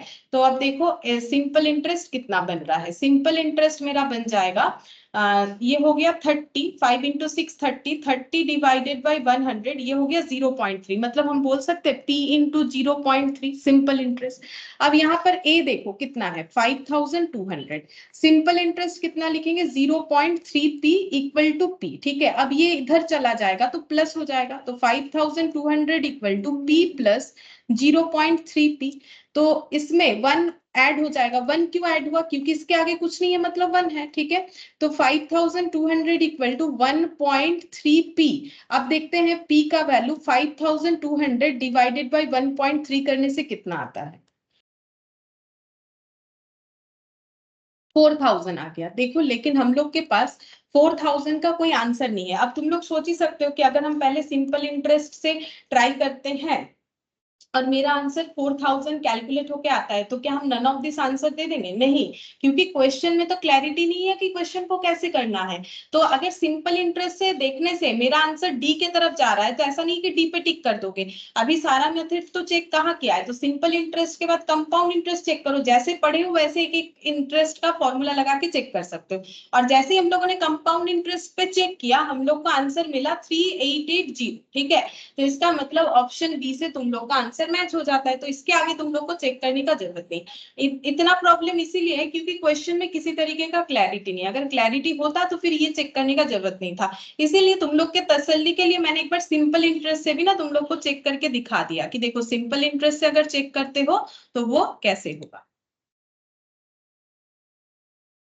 सिंपल इंटरेस्ट से चेक करने से कैसे होगा वो भी मैंने बता दिया। ठीक है, ऐसे करके होगा। आंसर तो इसमें भी आ रहा है लेकिन कोई भी ऑप्शन के साथ नहीं जा रहा है, तो डी को टिक करने के पहले कंपाउंड इंटरेस्ट से भी चेक करके देखो उससे हो रहा है कि नहीं। ठीक है, अगर उससे भी नहीं होता है फिर एन्युटी से देखो, अगर उससे भी नहीं होता है तब जाके तुम लोगों को क्या करना चाहिए, एन्युटी का प्रेजेंट वैल्यू निकालोगे। अगर उससे भी नहीं होता है तब जाके तुम लोग को डी पे टिक करना चाहिए। ठीक है, जब क्वेश्चन में क्लियरली कुछ नहीं बोलेगा तो हमें इस तरीके से सोचना पड़ेगा। ठीक है, अच्छा अब देखो हम लोग क्वेश्चन नंबर 2 में चलते हैं। इसमें क्या बोला है, पी का वैल्यू बोल दिया है। पी का मतलब प्रेजेंट वैल्यू या फिर इनिशियल इन्वेस्टमेंट। एन जो है वो 4 इयर्स बोला है, आर जो है वो 5% पर एनम है। हम लोग को कंपाउंड इंटरेस्ट पूछा है। ठीक है, तो ये क्वेश्चन क्या है, ये क्वेश्चन एन्युटी का है कि सिंगल कैश फ्लो का है। देखो कंपाउंड इंटरेस्ट का है वो तो मुझे पता ही चल रहा है। यहाँ पर कहाँ बोला है कि मुझे एक पर्टिकुलर अमाउंट को हर बार इन्वेस्ट करते जाना है। मुझे एक बार 4000 रुपए इन्वेस्ट करना है 4 साल के लिए और 5% पर एनम कंपाउंड इंटरेस्ट पे अगर मुझे इंटरेस्ट मिलेगा तो मेरा इंटरेस्ट का अमाउंट कितना होगा ये पूछा है। मतलब ये सिंगल कैश फ्लो का क्वेश्चन है। ठीक है, तो तुम लोग को पढ़ के समझना पड़ेगा। तो अब यहाँ पर क्वेश्चन नंबर 2 में देखो हमें ये फॉर्मूला लगाना है। ए जो है वो मुझे फाइंड आउट करना पड़ेगा। इनिशियली हम लोगों ने 1000 इन्वेस्ट करने का सोचा है, इंटरेस्ट मिलेगा 5% पर एनम और एन का वैल्यू है 4। अब देखो कैलकुलेट करके कितना होगा, 5 डिवाइडेड बाय 100 प्लस 1 2 3 4 इंटू 1000 1215.50। ठीक है, ये हम लोग का ए का वैल्यू आ गया। बट क्वेश्चन ये नहीं पूछा था कि ये इन्वेस्टमेंट 4 इयर्स बाद कितना हो जाएगा, बोला कि कितना इंटरेस्ट हुआ, इंटरेस्ट कितना मिला। ठीक है, तो इंटरेस्ट कैसे निकालेंगे, तो इंटरेस्ट हो जाएगा हम लोगों को 1215.50 रिसिप्ट होगा आफ्टर 4 इयर्स बाय इन्वेस्टिंग 1000। तो हम लोगों ने 1000 तो खुद ही लगाया था, तो 215.50 ये हम लोग का इंटरेस्ट का अमाउंट है, यही पूछा था। और सी आई लिख दिया, मतलब compound interest, question compound interest का था। 215.50 यानी ऑप्शन ए हो जाएगा। ठीक है, ऑप्शन ए मेरा आंसर हो जाएगा। ठीक है, ये भी सिंपल था, इसमें भी कुछ ज्यादा दिया नहीं था, एकदम आसान सा क्वेश्चन था। ठीक है, बस ये समझना है कि एन्युटी है कि कुछ और है। ठीक है, ये कंफ्यूजन होता है तो हम बार बार हर एक जगह पे तुम लोग को बोल के ही दिखा रहे हैं कि कैसे समझ में आता है कि एन्युटी है कि नहीं है। फिर बोल रहा है the time in which a sum of money will be double at 5% per annum compound interest. बोल रहा है कुछ एक अमाउंट कितने सालों में डबल हो जाएगा 5% पर एनम कंपाउंड इंटरेस्ट के बेसिस पे। तो ये भी मेरा क्या है, सिंगल कैश फ्लो का है। मुझे कहाँ बोला है कि हर साल या हर मंथ या फिर हर पर डे मुझे कुछ इन्वेस्ट करना है, मुझे एक ही बार इन्वेस्ट करना है कुछ एक पर्टिकुलर अमाउंट ऑफ मनी को जो कि डबल हो जाएगा किसी एक पर्टिकुलर टाइम के बाद। ठीक है, यहाँ पर बहुत सारे ऑप्शन है, इसी में से कोई एक होगा, अगर नहीं मैच होता है तो नन ऑफ दिस होगा। तो इसका मतलब ये भी मेरा कंपाउंड इंटरेस्ट का क्वेश्चन है। ठीक है, मतलब यहाँ पर मुझे ऐसे बोला है कि एक अमाउंट को इन्वेस्ट करो, सपोज करो कि x और वो फ्यूचर में बन जाएगा 2x, कितने दिन बाद बनेगा वही हमें पूछ रहा है। बोलो कितने दिन बाद बनेगा, इंटरेस्ट कितना मिल रहा है 5% पर एनम कंपाउंड इंटरेस्ट, ये बोला है। ठीक है, हमें बार बार कोई इन्वेस्टमेंट का बात बोला ही नहीं है तो फिर एन्युटी क्यों होगा। ठीक है, अब कैलकुलेट कैसे करोगे, a equal to p into 1 plus I whole to the power n। a कितना है 2x, p कितना है x 5%। ठीक है, ये टू दी पावर n हो गया। दोनों साइड से x x हटा दो या फिर ऐसे भी लिख सकते हो जैसा चाहो, 1.05 टू दी पावर n। तो ये कितना हो गया 2 equal to 1.05 to the power n। अब देखो फिर से वही सेम कैलकुलेशन निकल के आया। ऐसा कैलकुलेशन हम लोगों ने ऑलरेडी 2 क्वेश्चन में कर रखा है, जहां पर हम लोगों ने देखा कि 1.05 टू दी पावर 14.2 पे हम लोग का 2 निकल के आएगा। ठीक है, क्या ये हम लोगों ने पहले किया है? देखो ना, दो बार हम लोगों ने सेम डेटा से कैलकुलेशन किया है। जैसे कि यहाँ पर ये देखो 1.05 to the power n equal to 2, और जस्ट इसके एक क्वेश्चन आगे 14.2। ठीक है, तो ये देखो यहाँ पर भी वही था 1.05। तो ये करते करते मुझे तो याद ही हो गया, तुम लोग को भी याद हो जाएगा। अगर एग्जाम में भी तुम लोग को सेम यही डेटा आ जाता है तो याद रखना कि 14.2 होगा, क्योंकि इतना बार हम लोगों ने ये किया है, ये ऑटोमेटिकली याद हो जाएगा।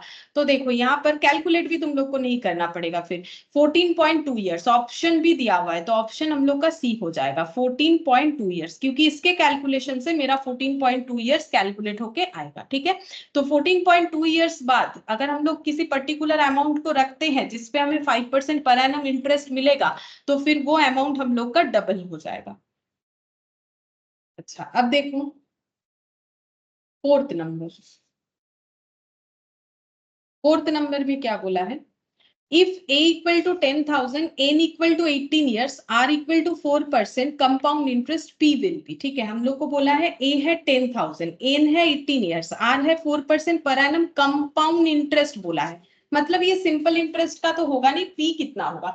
फिर से पहले वाले क्वेश्चन की तरह A का मतलब क्या है, मैं पर्टिकुलर तो वैसा कुछ बोला नहीं है, तो ये एन्युटी का भी हो सकता है, कंपाउंड इंटरेस्ट का भी हो सकता है, क्योंकि एन्युटी का A भी तो हो सकता है। तो हम लोग कैसे चेक करेंगे? पहले कंपाउंड इंटरेस्ट से चेक कर लेते हैं, अगर नहीं हुआ तो फिर एन्युटी पे जाएंगे। सिंपल इंटरेस्ट है, यहाँ पर चेक करने का कोई जरूरत नहीं, क्योंकि यहाँ पर 4% पर एनम कंपाउंड इंटरेस्ट बता दिया है, मतलब यहाँ सिंपल इंटरेस्ट का कोई भी लॉजिक नहीं लगने वाला। ठीक है, तो चलो हम लोग पहले कंपाउंड इंटरेस्ट से चेक करके देखते हैं। कंपाउंड इंटरेस्ट का फॉर्मूला होता है A equal to P into 1 plus I whole to the power n। A का वैल्यू बोला है 10,000, क्वेश्चन में तो डायरेक्टली बता दिया है, P हमें फाइंड आउट करना है, और I का वैल्यू बोल रखा है 4%, और n का वैल्यू बोल रखा है 18। देखो ये सब मुझे क्वेश्चन में डायरेक्टली दे दिया। अब लगा के देखते हैं अगर P किसी ना किसी आंसर से मैच हो जाए। यहाँ देखो नन ऑफ दिस भी नहीं है, मतलब ये चारों में से कोई तो एक आंसर होगा। अगर मैच हो गया तो बहुत अच्छा बात है, हमें और आगे और दूसरा कोई मेथड से देखने का जरूरत नहीं पड़ेगा। चलो देखते हैं इसका वैल्यू कितना निकल के आएगा। 4 डिवाइडेड बाई 100, ठीक है, प्लस 1 कर लो, इंटू 18 टाइम्स, तो 2 3 4 5 6 7 8 9 10 11 12 13 14 15 16 17 18, ये जितना भी आया देखो ये एक्चुअली मेरा क्या होगा 10,000 डिवाइडेड बाय ये वाला वैल्यू होगा, मतलब इसको मुझे कर लेना चाहिए मेमोरी में प्लस। ठीक है, फिर हम लिखेंगे 10,000 divided by memory recall, divided by memory recall, तो ये आ जाएगा 4936। ठीक है, ये मेरा आंसर आ रहा है 4936.28। ठीक है, 0.28। देखते हैं कौन से ऑप्शन के साथ मैच होता है। अगर हो गया तो बहुत ही अच्छा बात है, दूसरा हमें कुछ देखने का जरूरत नहीं है। तो 4,000 4,900 4,500, ये लास्ट वाला 4,936.30, वो अप्रोक्सीमेशन की वजह से हो रहा है, मैक्सिमम तो हमारा मैच हो रहा है, नियरेस्ट आंसर ऑप्शन डी है। तो ये कंपाउंड इंटरेस्ट का ही क्वेश्चन था, यानी ये हम लोग का आंसर ऑप्शन डी से मैच हो जाए। ठीक है, ये आंसर हम लोग का हो गया, सिंपल था यहाँ पर भी ये वाला क्वेश्चन। फिर फिफ्थ नंबर देखो, इसमें क्या बोला है?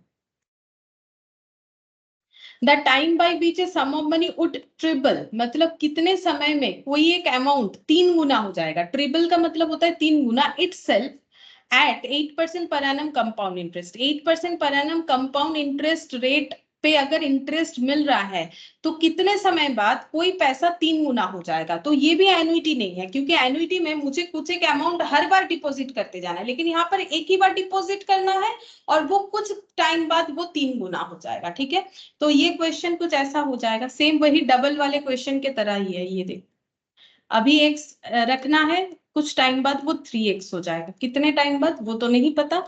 i जो है वो बोला है 8%। ठीक है, i जो है वो 8% पर एनम बोला है, तो देखते हैं कितना आंसर आएगा। a equal to p into 1 plus I whole to the power n, 3x x 8%, n हमें फाइंड आउट करना है, तो 3x बाई x कर लो, ये 1.08 होगा, ये देखो 8 divided by 100 plus 1, 1.08 to the power n, 3 equal to 1.08 to the power n। ठीक है, अब क्या करना है, ट्रायल करना है। ठीक है, क्योंकि हमारे पास ऐसा कोई पहले का कैलकुलेशन नहीं है जिसके हेल्प से हम लोग देख के कर ले। अब इसको मुझे मल्टीप्लाई करते जाना है कि 1.08 को कितना बार मल्टीप्लाई करे ताकि मुझे 3 मिले। तो चेक करते हैं, 2 3 4 5 6 7 8 9 10 11 12 13 14 15। अच्छा, 15 में मेरा 3.17 आ गया। ठीक है, 15 में मेरा आ गया 3.172। मुझे 14 वाला भी देखना चाहिए था, मैंने जल्दी जल्दी में 15 चला गया मेरा। इसके आगे वाला वैल्यू देखना पड़ेगा, इसके आगे वाला वैल्यू फिर कैसे देखें। यहाँ पर 1.08 को मैंने 15 टाइम्स मल्टीप्लाई कर दिया, डिवाइडेड बाय 1.08 कर लेते हैं तो मुझे जस्ट इसके आगे वाला स्टेप मिल जाएगा, 2.937। ठीक है, मैंने 3 डिजिट लेके ही लिखा है। तो देखो मेरा जब 14 टाइम्स मल्टीप्लाई हो रहा है तो मुझे आंसर 3 से जो है थोड़ा कम मिल रहा है, 2.9, जिसको अप्रोक्सीमेटली 3 बोल सकते हैं बट नॉट एग्जैक्टली 3। और जब 15 टाइम्स मल्टीप्लाई हो जा रहा है तो फिर मेरा आंसर हो जा रहा है मोर देन 3। तो मेरा एक्चुअली आंसर इन दोनों के बीच का है। ठीक है, 14 से ज्यादा, 15 से कम। अब ऑप्शन में जाके देखेंगे कि हमारे पास ऐसा कोई ऑप्शन है कि नहीं। तो चलो 5th नंबर में देखते हैं। एक तो 14 है, सिर्फ 14 बोला है, सिर्फ 14 से तो मुझे 2.93 ऐसे मिला। ठीक है, 12 तो नहीं होगा। मेरे पास 3 ऑप्शन है, एक है 14, एक है 14.28, एक है नन ऑफ दिस। मुझे पता है 14 से मेरा आंसर ज्यादा होगा। ठीक है, क्योंकि मेरा आंसर 14-15 के बीच का है, तो हम फिर बी को हटा देते हैं। और ऐसे भी इन्होंने इसमें अप्रोक्स भी नहीं लिखा हुआ है, 14.28 या नन ऑफ दिस है। ठीक है, तो मैंने बोला था हमें नियरेस्ट आंसर देना चाहिए, अगर नहीं मिलता है तो ही नन ऑफ दिस पे जाना चाहिए। तो मेरे हिसाब से आंसर होना चाहिए, ठीक है, 14.28। तुम लोग को भी इस तरीके से एग्जाम में सिलेक्ट करना है। 14 इयर्स जो है उससे तो तुम लोग देख ही रहे हो 2.93 आ रहा है, वो भी अप्रोक्सीमेटली 3 है। लेकिन मुझे ये भी पता चल रहा है कि 14 से थोड़ा ज्यादा है। क्या थोड़ा वो ज्यादा जो है वो 0.28 है, उसके लिए वो डर्टी पावर से तुम लोग को चेक कर लेना है। ठीक है, आंसर जो है हम लोग का ये 14.28 ही होगा। क्या एग्जाम में इस तरीके का ऑप्शन रहेगा तो हमें यही ऑप्शन ऐसे मतलब पिक करना पड़ेगा? बिल्कुल इस तरीके से तुम लोग को ऑप्शन पिक करना पड़ेगा। देखो हमें ये तो पता चल रहा है 14-15 के बीच का है, 15 से कम 14 से ज्यादा। तो 14 से ज्यादा ये सारे ऑप्शंस में 14.28 है, तो यही मेरा आंसर होगा। नन ऑफ दिस हमें नहीं देना है। ठीक है, अगर ये भी मेरा मान लो ये 14 के जगह 13.28 होता तब भी हम लोग 14 देते। सोचो ये 13.28 होता तब हमें 14 देना पड़ता, क्योंकि 14 से तो हमारा आ तो रहा है। हमें टाइम वैल्यू ऑफ मनी या फिर जो मैथ्स फॉर फाइनेंस जो चैप्टर हम लोग कर रहे हैं उसमें हमें नन ऑफ दिस तभी टिक करना चाहिए जब हमारा बिल्कुल नियरेस्ट आंसर कुछ भी नहीं आ रहा है। ठीक है, जब तक आएगा हमें वही देना है। तो 14.28 मेरा आंसर हो जाएगा। और कंफर्मेशन कैसे करना है, अगर करना है तो सीधा कैलकुलेटर लो, और जो मैंने तुम लोग को डर्टी पावर का रूल सिखाया था वो डर्टी पावर से तुम लोग फटाफट उसको चेक कर लो, वो प्रैक्टिस करने से आदत हो जाएगा। ठीक है, कैसे करके चेक करना है, डर्टी पावर से कैसे चेक करोगे, 1.08 टू दी पावर 14.28 को कैलकुलेट करके देखना। अगर आ जाता है 3, ठीक है, अप्रोक्सीमेटली आएगा, उसमें भी एग्जैक्ट आने का चांसेस कम ही है। अगर 3 आ जाता है नियर अबाउट तो फिर वही आंसर होगा। ठीक है, हम लोग का आंसर फिर 3 हो जाए, मतलब यही वाला आंसर हम लोग का कंफर्म है कि यही वाला होगा। तो अगर फिर भी तुम लोग मतलब रीचेक करना चाहते हो डर्टी पावर यूज करके उसे चेक करके देख सकते हो। ठीक है, तो यहाँ पर हम लोग का आंसर फिर ऑप्शन ए देना पड़ेगा 5th नंबर का, क्योंकि नियरेस्ट आंसर हम लोग का वही हो रहा है। अच्छा, अब देखो 6th नंबर। 6th में क्या बोला है, the present value of an annuity. अब देखो ये क्वेश्चन क्लियरली बोल रहा है कि ये एन्युटी का क्वेश्चन है, एन्युटी का मुझे प्रेजेंट वैल्यू निकालना है। एन्युटी का वैल्यू कितना है, 80 a year for 20 years at 5% per annum. ठीक है, तो हमें 20 ईयर्स तक 80 रुपीज हर साल जो है एन्युटी देते जाना है। ठीक है, तो और इंटरेस्ट कितना मिलेगा, 5% पर एनम। बोल रहा है प्रेजेंट वैल्यू कितना होगा, तो मुझे प्रेजेंट वैल्यू एन्युटी रेगुलर का फॉर्मूला लगाना चाहिए। ठीक है, क्योंकि मेरे पास जो है एन्युटी रेगुलर है कि एन्युटी ड्यू कैसे पता चलेगा, जब क्वेश्चन साइलेंट है तो एन्युटी जो है वो रेगुलर हो जाएगा। तो इसका मतलब मुझे लगाना चाहिए present value of annuity regular, क्योंकि मुझे तो प्रेजेंट वैल्यू ही पूछा है। तो present value of annuity regular का हम लोग फॉर्मूला लगाएंगे। ये फॉर्मूला होता है A/I 1 minus 1 divided by 1 plus I whole to the power n. A है 80, I है 5%, ठीक है।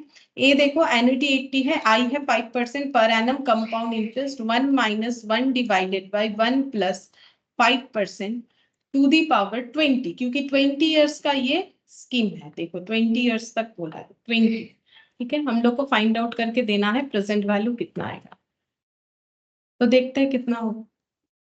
5 divided by 100 plus 1, 20 times multiply करना है। 2, 3, 4, 5, 6, 7, 8, 9, 10, 11, 12, 13, 14, 15, 16, 17, 18, 19, 20, ठीक है।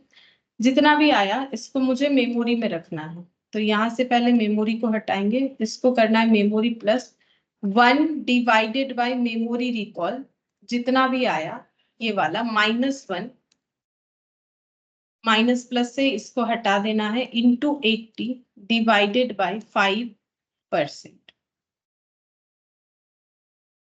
996 आंसर आ रहा है, 996.97 ऐसे आ रहा है। 98 भी बोल सकते हैं क्योंकि 7 के बाद 6 से। देख लेते हैं ऑप्शन क्या है। 996 ऑप्शन है, 99 ये देखो ऑप्शन में है 1000, तो ये 1000 तो नियरेस्ट आंसर नहीं होगा 996 का। 900 भी नहीं होगा, नन ऑफ दिस, या 997। तो ऑब्वियसली हम लोग बोल सकते हैं 997 अप्रोक्सीमेटली, क्योंकि मुझे अगर पॉइंट के बाद ये जो पैसे का डिजिट्स है वो मुझे अगर लेना नहीं है तो हम लोग इसको 997 अप्रोक्स बोल सकते हैं, क्योंकि पीछे पॉइंट के बाद 5 से ज्यादा है जो मैथ्स का रूल्स होता है। 996 ये अप्रोक्सीमेटली 997 हो जाएगा, ठीक है। तो इसका मतलब ऑप्शन ए हम लोग का आंसर है।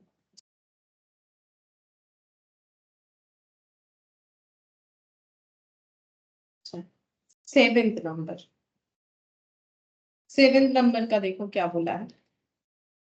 बोला है कि a person bot a house paying 20,000 cash down, ठीक है। 20,000 cash down and 4,000 at the end of each year for 25 years, ठीक है। और 4,000 करके हर ईयर के एंड में 25 ईयर्स तक 5% पर एनम कंपाउंड इंटरेस्ट के साथ वो पे करते जाएंगे। द कैश डाउन प्राइस, ठीक है। तो यहाँ पर कुछ लैंग्वेज यूज हुआ है, कैश डाउन, ठीक है, इस तरीके का। तो देखो हम पहले ये बताते हैं, हमें पूछा है कैश डाउन प्राइस क्या है, क्वेश्चन में पूछा है, क्वेश्चन में पूछा है कि कैश डाउन प्राइस बताओ। अब कैश डाउन प्राइस का मतलब क्या होता है, पहले ये समझो।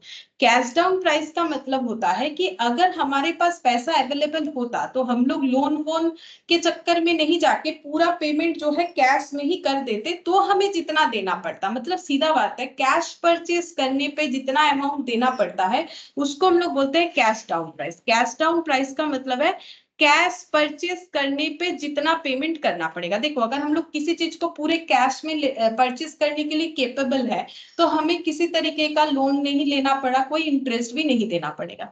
अब यहाँ पर बोला था क्वेश्चन में कि इन्होंने एक घर लिया है जिसके लिए उन्होंने 20,000 कैश डाउन किया है। अब ये कैश डाउन का मतलब क्या है, क्या यही कैश डाउन प्राइस है? नहीं, 20,000 कैश डाउन का मतलब हो जाता है कि डाउन पेमेंट, ठीक है। कैश डाउन का मतलब डाउन पेमेंट, हम लिख देते cash down.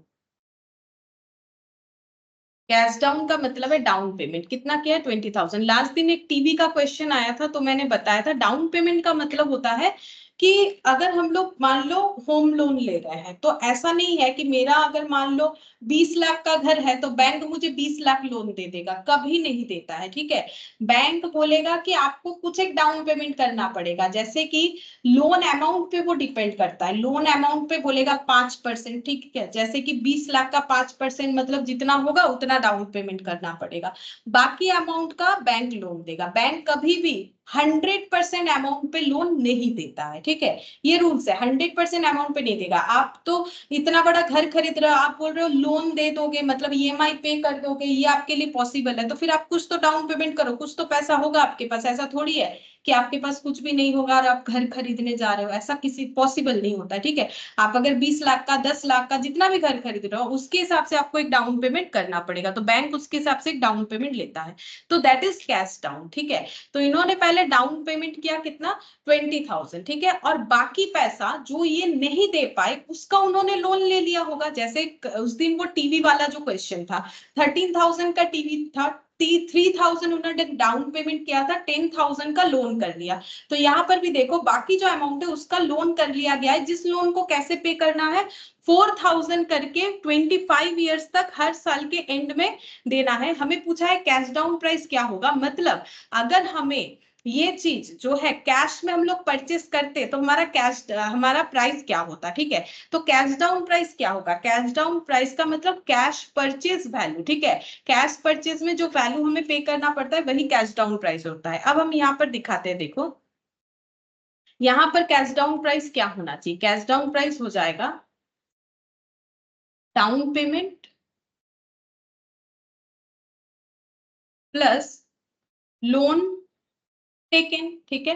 Down payment plus lone taken, जैसे देखो हम एक एग्जांपल दे रहे हैं, हम लोगों ने एक 20 लाख का घर लिया, फॉर एग्जांपल कि हम लोगों ने एक 20 लाख का घर लिया। अब हम लोग जा रहे हैं बैंक में लोन लेने, बैंक बोलेगा आप इसका 5% डाउन पेमेंट करो, ठीक है, 5% डाउन पेमेंट करो, बचे हुए अमाउंट का हम आपको लोन दे देंगे, ठीक है। तो ये देखो 20 लाख, ठीक है, इसका 5% कितना हो गया, 1 लाख। तो बैंक बोल रहा है 1 लाख डाउन पेमेंट कर दो, और जो लोन है वो कितने का हो जाएगा, वो हो गया 19 लाख का, ठीक है। 19 लाख का आपको लोन दे देंगे, ये लोन आपको हर मंथ ईएमआई के थ्रू से पे करना है, ठीक है। तो इसका मतलब मेरे इस घर का कैश परचेज प्राइस कितना है, अगर मुझे लोन नहीं लेना पड़ता तो जिससे भी हम परचेज करें उसे अगर सीधा सीधा 20 लाख दे देते, काम खत्म, 20 लाख दे दिया, घर अपना हो गया। तो यहाँ पर कैश डाउन प्राइस का मतलब क्या है, जो डाउन पेमेंट मैंने किया और जो लोन लिया वो दोनों अमाउंट मिला के ही घर का कैश प्राइस होता है।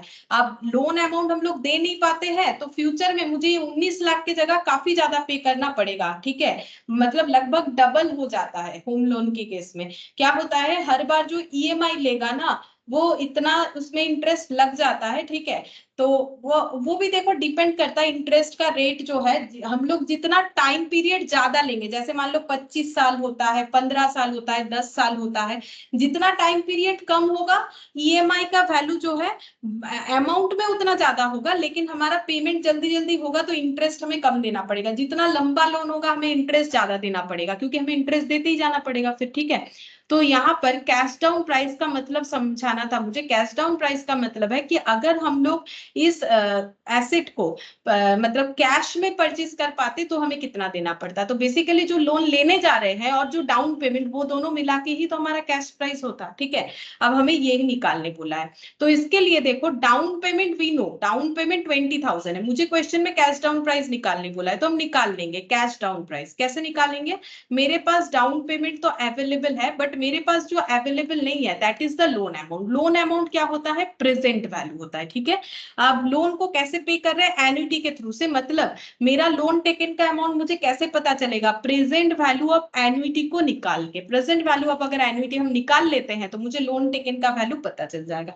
जैसे ही वो पता चलेगा दोनों का ऐड करके हम कैश डाउन प्राइस निकाल सकते हैं, ठीक है। तो प्रेजेंट वैल्यू ऑफ एन्युटी निकालेंगे, और क्योंकि जो है मेरा ये लोन है तो ये present value of annuity regular होगा, ठीक है, present value of annuity regular होगा। तो इसका फॉर्मूला क्या था, a divided by i, 1 minus 1 divided by 1 plus i whole to the power n। a कितना है, क्वेश्चन दिया है, a है हम लोग का 4,000, i 5%, 1 minus 1 divided by 1 plus 5% to the power, कितने साल का लोन है, 25 ईयर्स।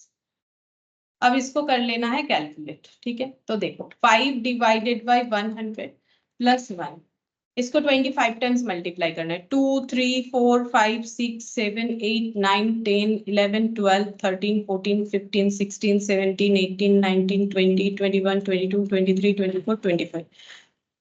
इसको मेमोरी प्लस में रखेंगे, 1 डिवाइडेड बाई मेमोरी रिकॉल, जितना भी आया -1 फिर ये प्लस माइनस हट जाएगा, देखो ये -1 फिर plus minus into 4000 divided by 5%, 56,375, 56,375 मतलब जितने का लोन लेना पड़ा हमें मजबूरी में, जो कि है 56,375। अब ये हमें जो रिटर्न करना है, ये हमें 4000 एन्युटी के साथ रिटर्न करना है।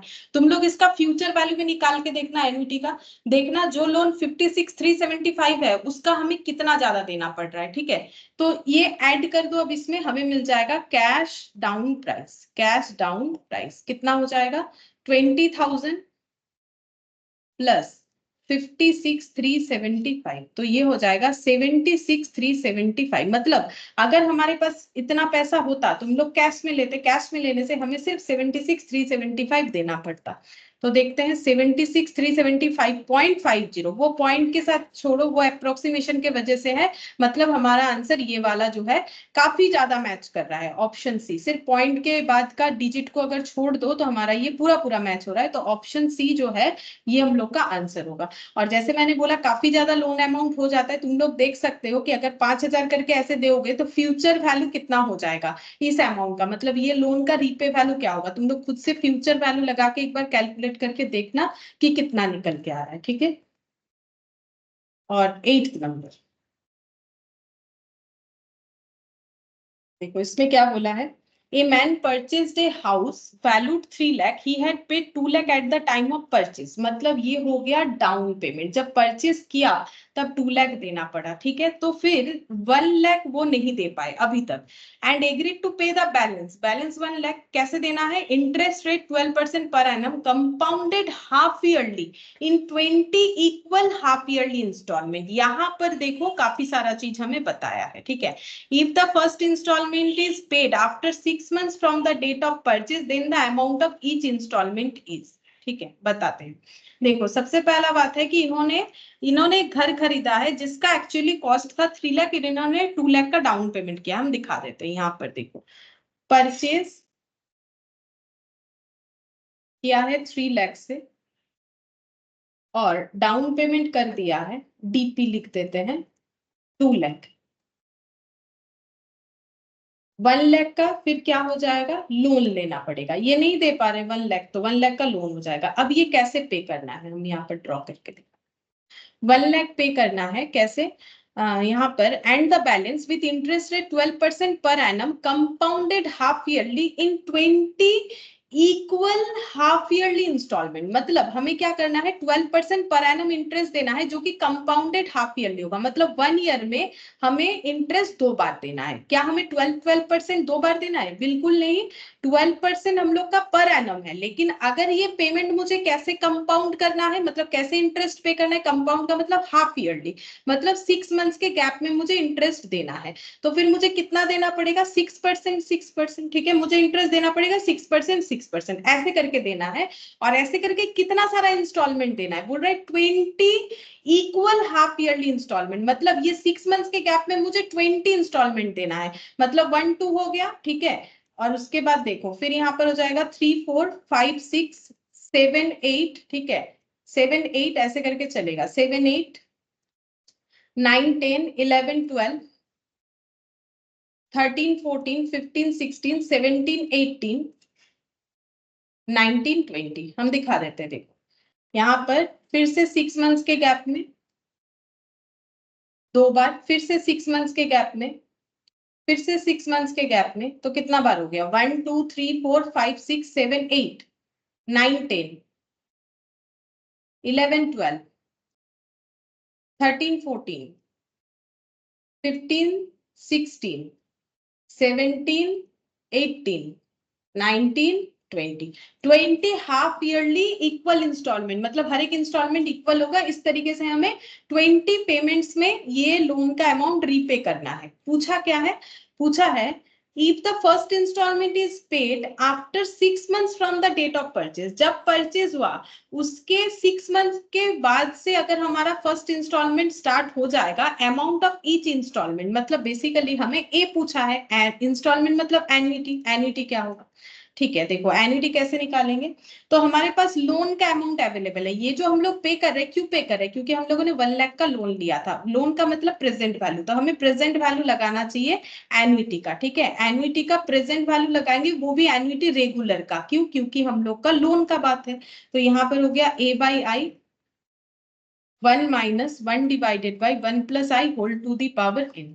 ए कितना है, ए है, ए तो फाइंड आउट करना है। लोन का अमाउंट कितना है 1 lakh, i 6%, 1 minus 1 divided by 1 plus 6% whole to the power 20। ठीक है, क्योंकि नंबर ऑफ कन्वर्जन 20 टाइम्स होगा, number of conversion 20 times, question ही मुझे बता दिया है। अब इसका कैलकुलेशन करना है, पहले इधर कैलकुलेशन करेंगे। 6 डिवाइडेड बाई 100 प्लस 1 इंटू 2 3 4 5 6 7 8 9 10 11 12 13 14 15 16 17 18 19 20 20 हो गया। Memory plus 1 divided by memory recall, ये जितना भी आया -1, प्लस माइनस से इसको ठीक कर लेंगे, divided by 6%, divided by 6% equal to कुछ इतना आ रहा है a इंटू दिस वन। तो a इक्वल टू हो जाएगा 1 lakh divided by this one. तो इसको भी हम कर लेते हैं मेमोरी में plus 1 lakh divided by memory recall 8718.45, 8718.45 मतलब लोन का पर मतलब पर ईयर नहीं, हाफ ईयरली करके जो लोन का ईएमआई भरना है, ये मंथली तो नहीं हो रहा है, मतलब लोन का जो इंस्टॉलमेंट है वो है हम लोग का 8718.45, जो कि हमें 6 मंथ्स के गैप में पे करते जाना है। अब देखते हैं ऑप्शन 8718.45। अब देखो ये एग्जैक्टली मैच हो गया। अब मैच हो गया तो बहुत ही अच्छा बात है, कोई कंफ्यूजन नहीं है, 8718.45। तो यहाँ पर आंसर हो जाएगा 8, अच्छा ये तो लिखा हुआ ही है, इसमें जस्ट लिख लेना है ऑप्शन ए। ठीक है, तो ये हम लोग का ऑप्शन ए हो गया, आंसर जो है एग्जैक्टली मैच भी हो गया। ठीक है, 8718.45।